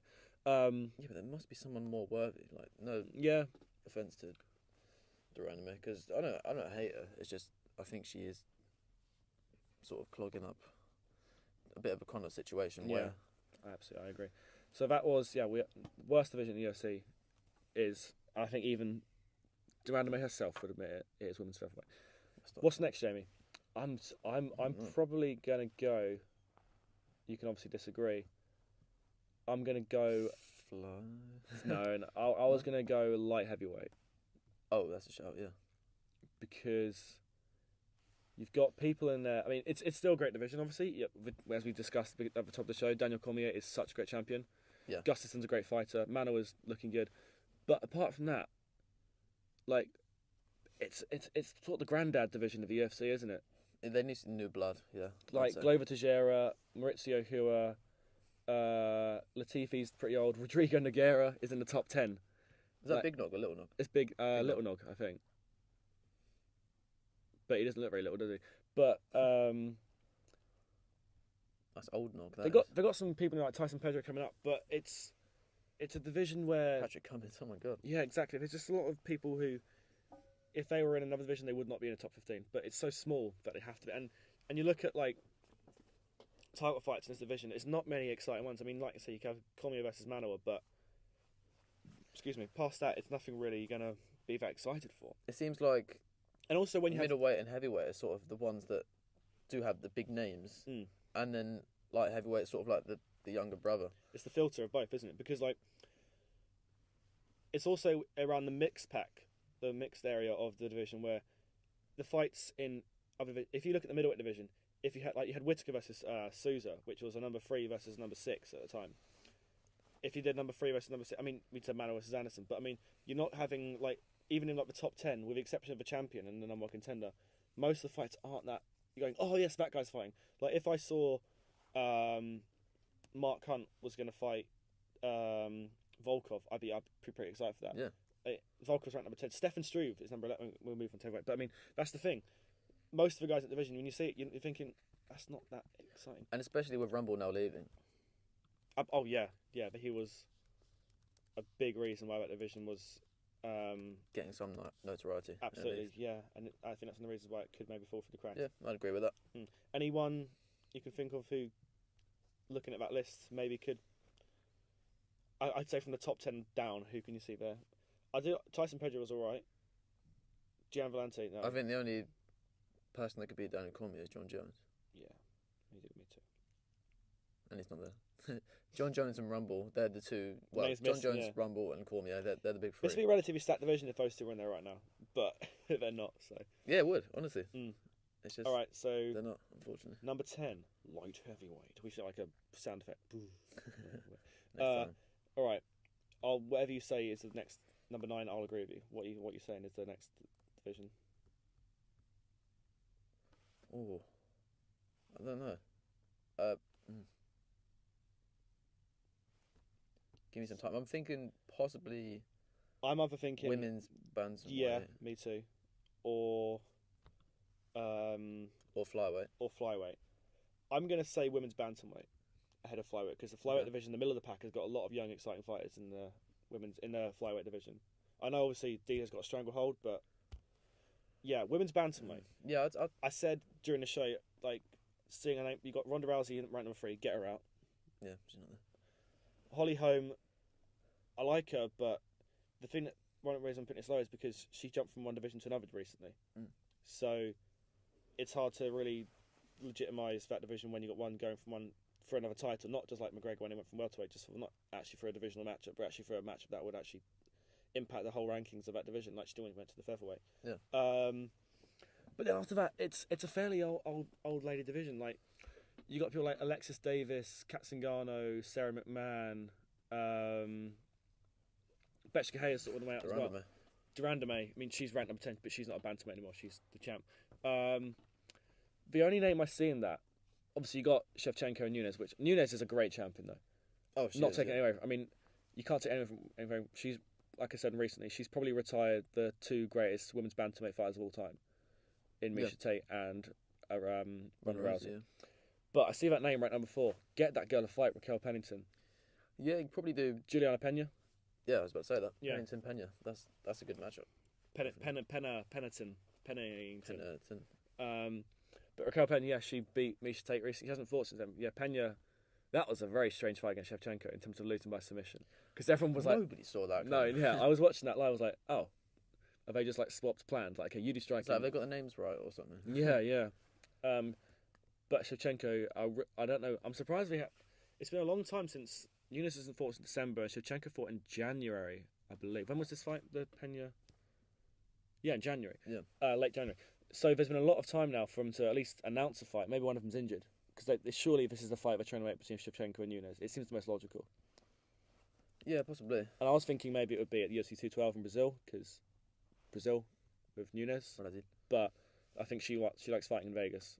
So maybe UFC 213, because they haven't... If Jones and Cormier's fighting 214, yeah.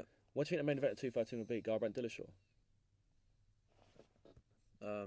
Well, I think they were hoping for GSP Bisping, weren't they? Oh yeah, that still needs to be announced. I think that will definitely headline a show, but I don't know which. So yeah, women's bantamweight I'm putting at number 9. Women's bantamweight. Tell me, what is number 8? I would go for. I think we already said flyweight. Yeah. Yeah, I think flyweight as well. It's the thing is like. With the flyweight division, it's, as we said, you've got a man sitting on top of that castle he's never going to let go, is he? No. Like until he moves up. Until he moves up, and that's the problem. Like, there's so many good fighters. If you look down from pretty much from DJ to Pantoja, all of those guys are really, really good. Like, you've got people like Tim Elliott and Ian McCall, Dustin Ortiz, Brandon Moreno, Sergio Pettis, Juicy Formiga, Hayes, Borg, Cejudo, but it's a really, really good division. The problem is, it's just not the most exciting division to watch. No, that's the thing. There's always been that criticism of flyweights. They can't, because they've got the power. Although Demetrius Johnson does finish a lot of fights, and that's one of the reasons why he is adored so much. But as I said, that most recent series of The Ultimate Fight, it added a lot more new flyweights to the company. And so we have got a lot more new fights. And that's the thing, like when Tim Elliott came, and I remember when he lost Brian Stanton in commentary, he's like, think of all the fights we can have with Tim Elliott versus Cejudo versus Benavidez. It's a good point. Bringing this whole fresh crop of young guys. It's similar to the strawweight division after that series of the Ultimate Fighter as well, where you just bring in a whole fresh young group of people, add it straight division, stuff's going to happen. Do you know what I mean? Yeah. That's like Brandon Moreno's doing so well. It's a complete shake-up, yeah. So yeah, I think this division could be higher once DJ leaves. I think he wants to leave once he's done this fight because he knows Garbrandt, Cruz, and Dillashaw, those three boys, are waiting for him. And that's a good payday as well. Yeah, absolutely. Maybe he moves up 30 pounds in fights. He said he would. Give me a belt. Yeah. So good. Number 7. Moving into the mix. This is where it gets controversial. Yeah. I've got mine. I know what I'm going for. I know what you're going for. What are you going for? You're going for featherweight. I am indeed. Yeah. Would you agree? I have a no, because I was looking at strawweight. No. Strawweight's higher. Yeah. Strawweight's much higher. I would either say featherweight. Bantamweight. Yeah. Actually, no. Scratch that. Yeah, bantamweight. Bantamweight is mine. Number 7. Yeah, bantamweight. Yeah, I'd say bantamweight. And I think it's a very promising division because you've got a champion right now who's undefeated, talks so much trash. He's money for that company. He looks like what they want a modern UFC fighter. Definitely. Like he's their new Conor. Good-looking lad. Yeah. Beautiful fiance. He's like he dresses like he wants to be the man. He's a whole package for what they want as a champion. And you've got a number 1, Dominic Cruz, who's such a purist, who's the best commentator I think they have right now, besides Joe Rogan. TJ Dillashaw, who's this corny brat, but he's amazing. Like those takedowns against Lineker are brilliant. Oh, sorry, I was just saying that TJ's ranked below Cruz. Well, former champ. I think that's just where it is. But yeah, well, TJ still. I mean, you don't have to be ranked number 1 specifically to get a touch. I mean, look at most fights happening. The fights, JDS ranked number 4. But under sort of Jimmy Rivera, it sort of gets a bit shady. It does, but you got people like Thomas Almeida, Aljamain Sterling, John Dodson, Brian. Thomas Almeida. That Caraway Rivera fight needs to happen. They haven't fought. They were supposed to fight ages ago, and they still didn't happen. Because Rivera and Caraway just holding up 2 spots. Caraway, when was the last time he fought? Long time ago. Maybe he's got a fight coming up soon. I'm just talking complete rubbish. He's fighting Mish Tate. Yeah. Oh, you left the washing machine on. He beat Aljamain Sterling in 2016. Yeah, so that was his last fight, and then Jimmy Rivera. I know he beat Uriah Faber at 203, but I'm not sure. That's Sacramento card, wasn't it? Yeah. No, that was Cleveland. Sacramento card was Faber and Pickett. That was it. Sorry. No, that was his retirement fight. I'm sorry. Yeah, absolutely. But I mean, there's a lot of promise for this division. He's got a few young guys in it as well. But I think the thing is with bantamweight, it's always been the Cruz versus alpha male story. Obviously now it's always just been Cruz versus everybody. Yeah. But it just seems like it's Garbrandt, Cruz, and Dillashaw's world, and everyone else is just there.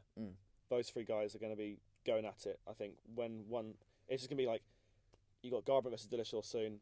Winner of that's going to fight Cruz.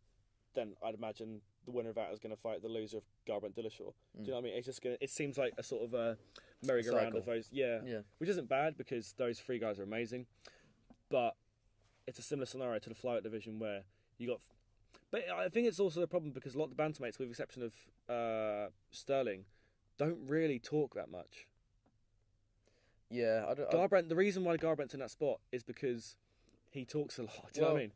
Yeah, because even with Cruz, he talks, but only because of the Uriah thing. Like he talks in the Uriah thing because they have a beef, but otherwise he's very respectful and composed. He probably is, I'd say, the best talker. Like not trash talker, but just the best talker. In the UFC. I think so as well. Yeah, he only really talks like, as you said, necessary things. It's not like he's actually having a go at most people. He's so calculated. I remember I watched like Counterpunch. You know what that is? Like when 2 fighters sit down and sort of like mix words and basically battle it out. And I watched that with TJ and and Cruz before their fight when Cruz came back and won the title. Yeah. And he's just so calculated. Even like Cruz. TJ says, like, you've got holes in your game, and Cruz is like, you've got no reasoning. You're just saying I've got holes in my game. Like, what does that even mean? Yeah, yeah. Like, it's just so they're just calculated. buzzwords that you hear. That it's sort of like it's like people. It's not just TJ's guilty of that. It's people. It's like trash talking 101 or trash talking for dummies. Those sort of books. Like it's just like things you hear people say like, you've got no. That's exactly. Yeah, it's like you're just saying words like. That's a great point. He's like TJ's like he said like people don't even hit me and like Dom says people don't even hit me and TJ made the point that basically he has the best significant strikes or something in the division and like that doesn't matter when you can't hit someone. He's just so yeah. You know, I have to respect. Cruz is like he gets under people's skin talking wise. He doesn't like go personally at people. No, he's just very robotic. Yeah, and it's everything he says is of the same tone of voice, and there's no tries to embarrass you. There's no like conveying of a specific emotion, which is why I think he gets a lot of people because people don't know what he's thinking. He could be like, "I'll take you down," or "I'll knock you out." No, you won't. It's just the way in which he talks is very neutral. So it annoys people because he's not being so obvious as to where his motive's coming from. Bantamweight number 7. I do wish him all the best because he's still my favourite. Yeah, I love the guy. He's brilliant. Number 6. We're going to the middle of the pack now. Featherweight. Yeah. I think so. I think a year ago, this could have been one of the top 3 with McGregor there, Mendes still around as well. But you know, we've got a champion who he was the interim, but he last time he tried to defend his belt, he got knocked out in 13 seconds. He's obviously an icon, Jose Aldo. Yeah, no, definitely. But you know, I think this is one of the best divisions in terms of up and coming talent. Up and coming talent, absolutely. You got people. I mean, Yair Rodriguez, Doo Ho Choi, Chan Sung Jung's back, Korean Zombie's back in there. Do you know what I mean? Oh, Korean Zombie versus Cub Swanson. That'd be a sick fight, wouldn't it? Frankie Edgar's still around. Ricardo Lamas, who's number 3. How did that happen? I love on Korean Zombies. Skill breakdown, summary, punchy power, granite jaw, aggressiveness. Granite jaw. Brian Ortega's pretty. Dennis Bermudez as well. No slouch. Doo Ho Choi, Mursad Bektik, who Darren Elkins as well. Henan Barao as well. Yeah. Henan Barao obviously moved up after. I think he's just problem with the weight cut. I guess. Probably the best comeback. Well, the Darren Elkins fight, absolutely, yeah. Of all time. I agree. And you know he's not ranked, but BJ Penn's a featherweight. Yeah. Do you know what I mean? They got some star power in there as well, even outside the top 15. Artem Lobov as well. So you've got a lot of guys in this division who, even when outside the top 15, you got a lot of good big names in there. I know that's lightweight. Never mind. I will get to it in a sec. But yeah, I mean, you got people like Max Holloway, who's I hope he's going to win in Brazil. I do hope as well. Yeah, it'd be very fresh. I don't know if he's going to though. I think Jose might just be that step too far. But I do wish him the best because I think we do need a new champion. Yeah, absolutely. I mean, have fresh matchups. Can you imagine, like, I keep forgetting Chan Sung Jung's back. I hope they give him a fight soon. I just look at his name and just remind of it. Yeah, I was like, who's that? And then yeah, give him someone like Max Holloway, Chan Sung Jung. That'd be awesome, wouldn't it? Anyone versus him, he's such a cool fighter. That fight, he had a 2-year layoff again, and then he came back. Well, potentially if he loses against Aldo, they could do that. Yeah, absolutely. Or, I mean, I think Korean Zombie needs What about Cub Korean Zombie? Absolutely, yeah. Or there's a lot of matchups here. I think that Swanson's so interesting after his recent fights. It's not just he's very respectful when he talks as well. But could you imagine the kicking battle between Cub Swanson and Yair Rodriguez? Like, there's a lot of great fights happening. I mean, as I said, this is the difference between divisions like light heavyweight, where you look down the card and like Mursad Bektik at number 14, I wouldn't mind him fighting anyone in the top 10 or top 15. Do you know what I mean? Yeah. It's such a vast division where they don't need to actually just rely on the top 3 or the top 4 to get money. It's not a bad division. It's just no, absolutely not the best. Not the best. So not the best. This is okay. We've got top 5 now. This is where I'm struggling. I don't know where to go from here, Jamie. I think I'm gonna go. Oh, no. I don't know. It's hard, man. No. Oh my lord! You know what? I think it's between women's strawweight and heavyweight. Yeah, I think I'm gonna go with Women's strawweight. yeah. Just. Yeah, Not by a lot. No, I mean, yeah, strawweight. I mean, you got. I think the only thing I say of strawweight is because it's got, in comparison to heavyweight, is with heavyweight you got a champion. He's obviously very good, but champions in heavyweight don't last very long just because of the fact it takes one punch. Yeah, no, definitely. And in women's strawweight, it's not necessarily that scenario when you've got a person who's so technical like Joanna, and it's sort of becoming. I mean, if she beats Andrade next Saturday, it's slowly becoming that same scenario as Demetrius Johnson, where most of the people in the top 5 she's beaten. Like the top 2, Claudia versus Carolina, they're fighting very soon, but she's beaten both of them. She's fighting Jessica very soon. If she beats her, then she's going to go for Rose, and then you get that scenario where the rankings sort of kind of go out the window. Because it's like situation. Number 1 versus number 7 for the belt, just purely because they both fought each other. Yeah. Yeah, but I say that from Joanna all the way down to 15, every single girl in this division is badass. Like, yeah. I mean, you got Rose and Tisha Torres at 4 and 5, who they fought last year. It was a really good contest. Michelle Watts, number 6. Joanna Calder, the Scottish girl. Give her a fight. People want her to main event in Glasgow, but she just hasn't been given a fight yet, which I was quite annoyed about. Hopefully that will happen. Randa Marcus, Carla Esparza, former champ. Mana Moros. Paige Van Zandt, obviously, she is money because she's beautiful. Cynthia Calvillo, who we talked about earlier in the show, but Cynthia Calvillo versus Paige Van Zandt, that'd be a great fight. But they're in the same team, they won't fight, will they? That's a good point. Where's Beck Rawlins? Beck Rawlins, she's left. She's left, I think. Ah. Yeah, same as that's the thing of strawweight as well. It's a demanding weight cut. Like Valerie Letourneau, she's gone to Bellator to fight flyweight now. That's the thing with of all divisions the UFC could have made for women, flyweight's in the most logical in comparison to featherweight, because you've got a lot of people at bantamweight and strawweight who could easily meet in that middle ground. Yeah, it's sort of like the light heavyweight middleweight scenario.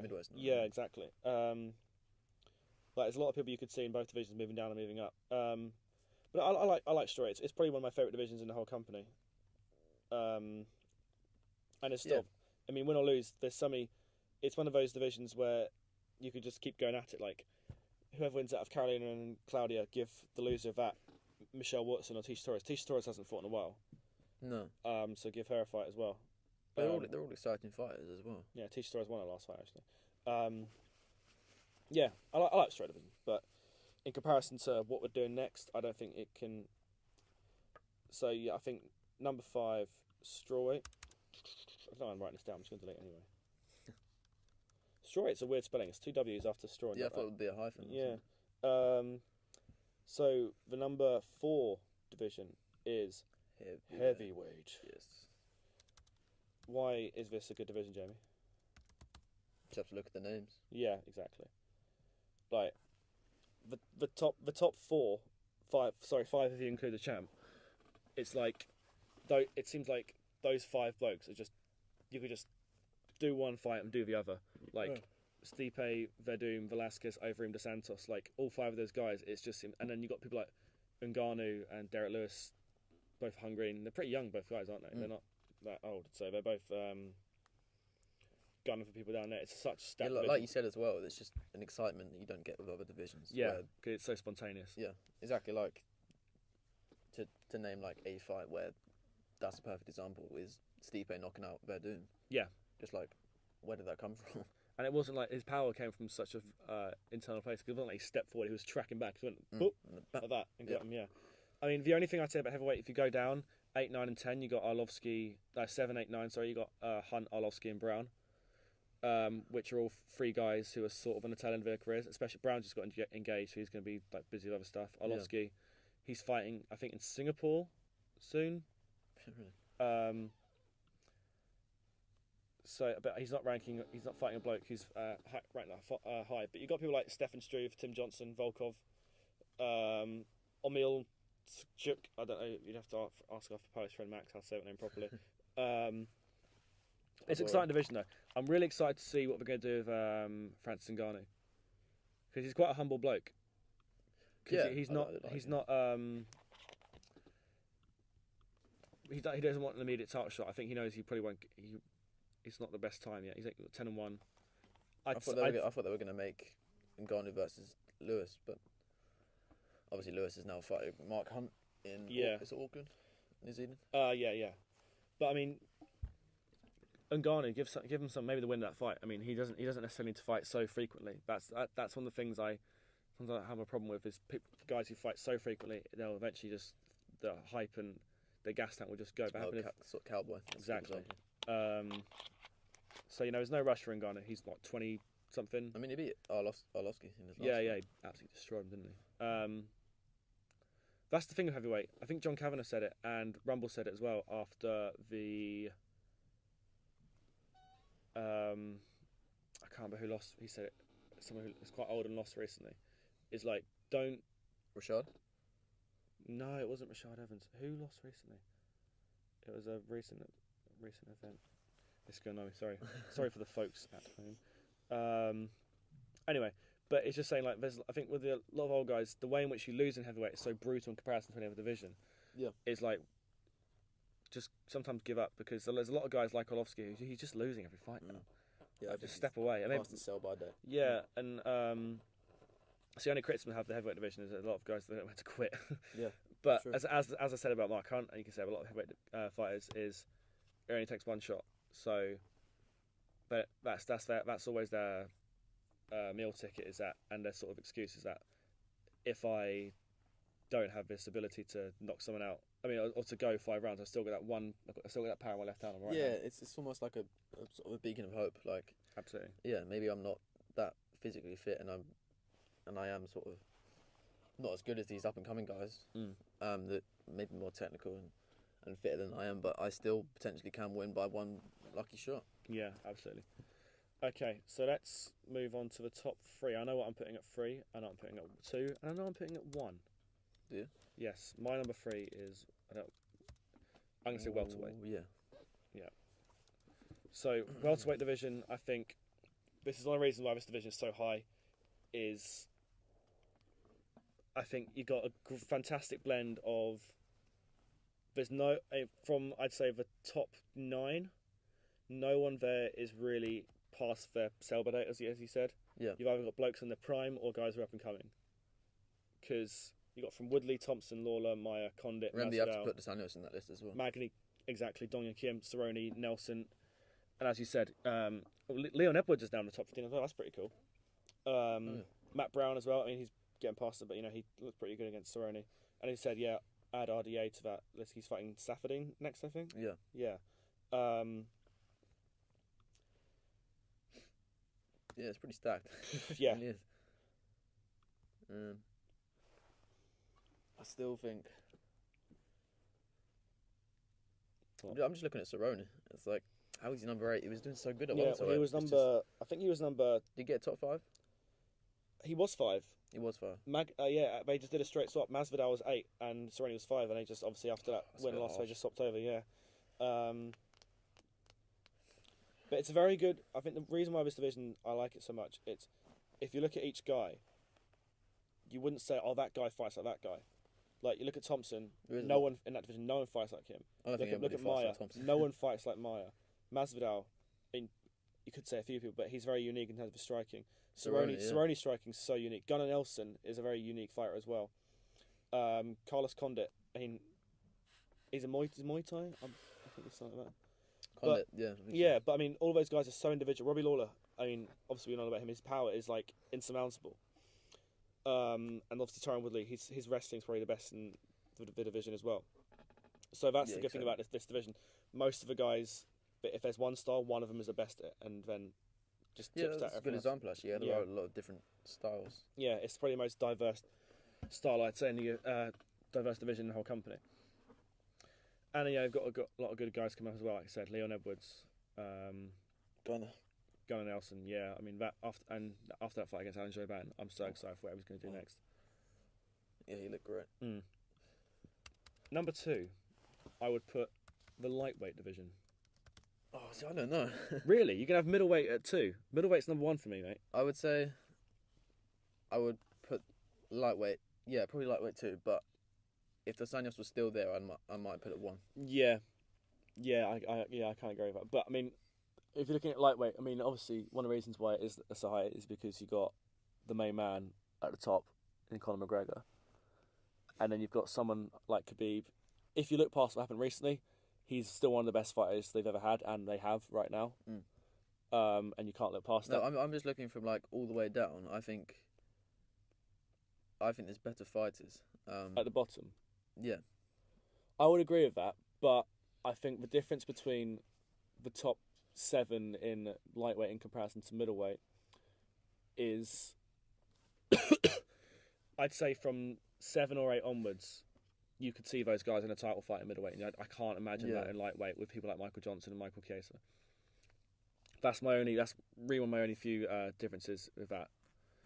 I mean, you've got obviously Nate Diaz in number 8, but I'm sort of excluding him from that pack, to be honest. But you've got people like, Tony Ferguson, Eddie Alvarez, Edson Barboza, which there's something there with him, as we all know. And I think where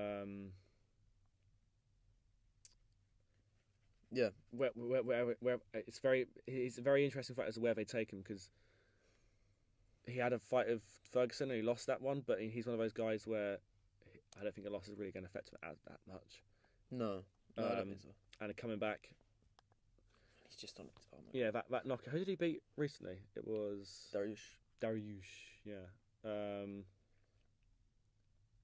Wait, he beat Gilbert Melendez before that. Wow. Beat Anthony Pettis, of course. I think lightweight should be number 2. Yeah, I think so as well. I mean, you got Kevin Lee and Ally Quinter at the bottom as well, who are 2 young guys who are going to make a statement soon as well. So it's one of the best divisions. And speaking purely English. Lando Venata, David Tamer, Mark Jacasey.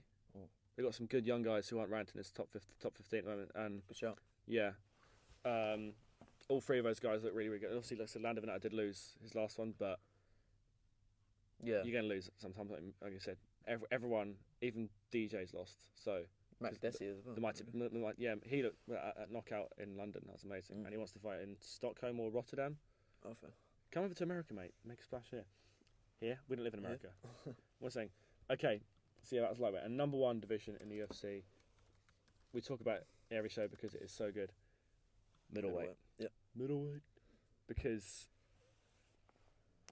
I think it's crazy. Every single guy from like the top 7, maybe 8 onwards, Whittaker's ranked 3. Sorry. Yeah. Whittaker's ranked 3 because he beat Souza, who was ranked 3. I don't know why he's jumped ahead of Mousasi.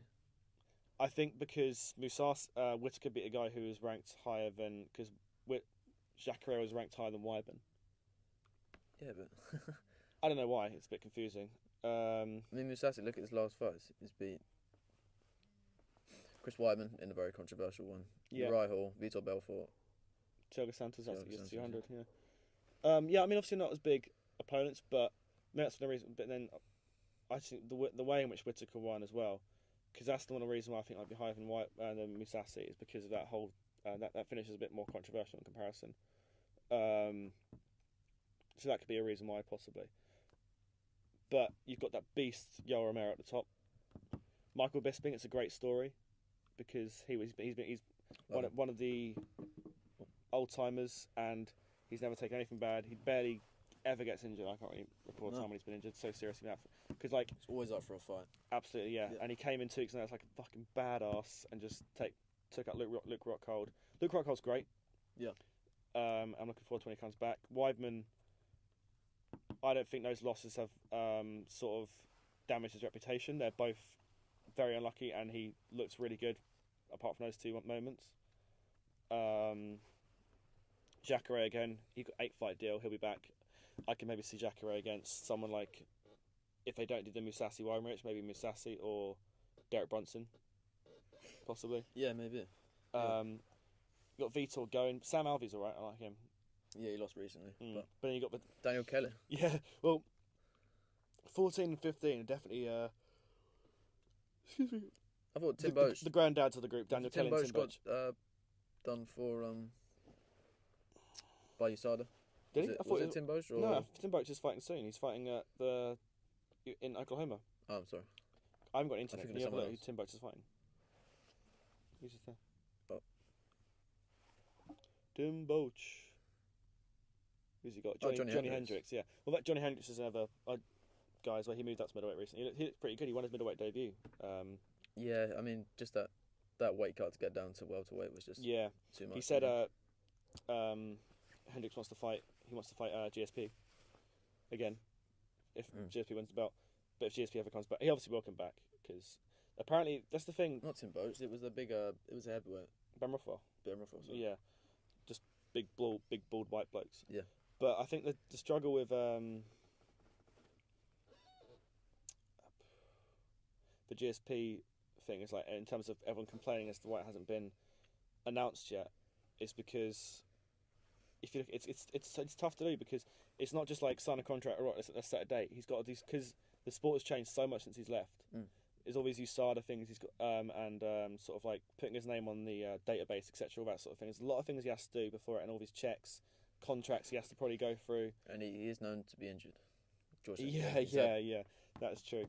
But you know, I think that's one of the reasons why this is very exciting because it's got. I'd say Jones is sort of in the. We don't know.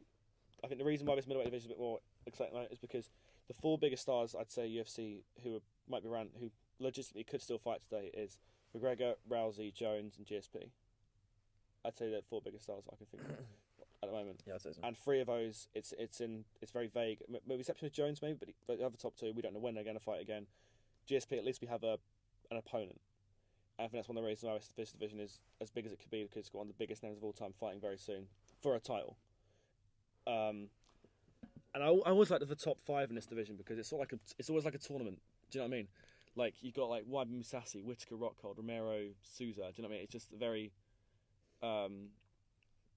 scattered division. You can put any of those guys against. It's similar to the heavyweight scenario with the top five, top six, where you could just put any of those guys could be champion from silver onwards. Yeah. Any of them could be champ. No, definitely. I just want Silver to wake up one morning and have like the strength of Andy as he did in his late 20s, early 30s, and just turn into the monster again. That would be amazing. It's not going to happen. Well, he might need his brain checked because he's not going to fight Yoel Romero. If he gets it, fair play to him. But it's too short notice for Romero to risk as well because they say it's number 1 versus number 7 for an interim title. But if Romero gets it, just yeah, that'll be. Yeah, if Anderson Silva fights Yoel Romero, then I think I've given up. Like for the interim belt. Yeah, that's just not fair. Yeah, it's not fair on a lot of guys in between. And Romero in particular, who's earned that number 1 shot. He's been grafting for years. Okay, so that is our. I think he'd happily take Anderson Silva. Yeah. If it wasn't for no disrespect. So. Yeah. So that is our ranking of the divisions. We're done for today's show, Jamie. It's been a long one. Yeah, but I think it's approaching the 2-hour mark. So, you know, we'll get a trophy on the PlayStation Store. I don't know how it works. Okay. We'll probably have another show in a few weeks after UFC 211. Yep. We might. I don't know how we're gonna do it, but the Stockholm fight night is 6 p.m. in England. And really? We've never done like a live stream. I don't know if it's something we could do it. We can maybe just book out the student here and just do it there and just watch it live. Yeah. Because it's very rare that we get a fight night on. I think it'd be pretty cool to have live reactions of fights. And there's some pretty good ones happening. You got who is in Stockholm? Obviously, the main event is pretty good, but you got is that Serkinov? Yeah, Serkinov in the co-main. I got Emil Meek. Oh yeah, he was at 208, wasn't he? He's pretty good. Sabota. I call this UFC White Night rather than Fight Night because every single bloke on his card, apart from one, is white. I guess it's Eastern Europe. It's going to be quite like that, isn't it? This guy's not. No, he's quite. Anyway, okay. So like I said, we'll try and get something out, but obviously we will have a review of UFC 211 soon, which we obviously can't wait for, and then 212, and then summer. Ooh. Yeah. All right. Okay. I've been Tom. I've been Jamie. See you later, guys. Thank you. Thanks very much, Meslin. Bye.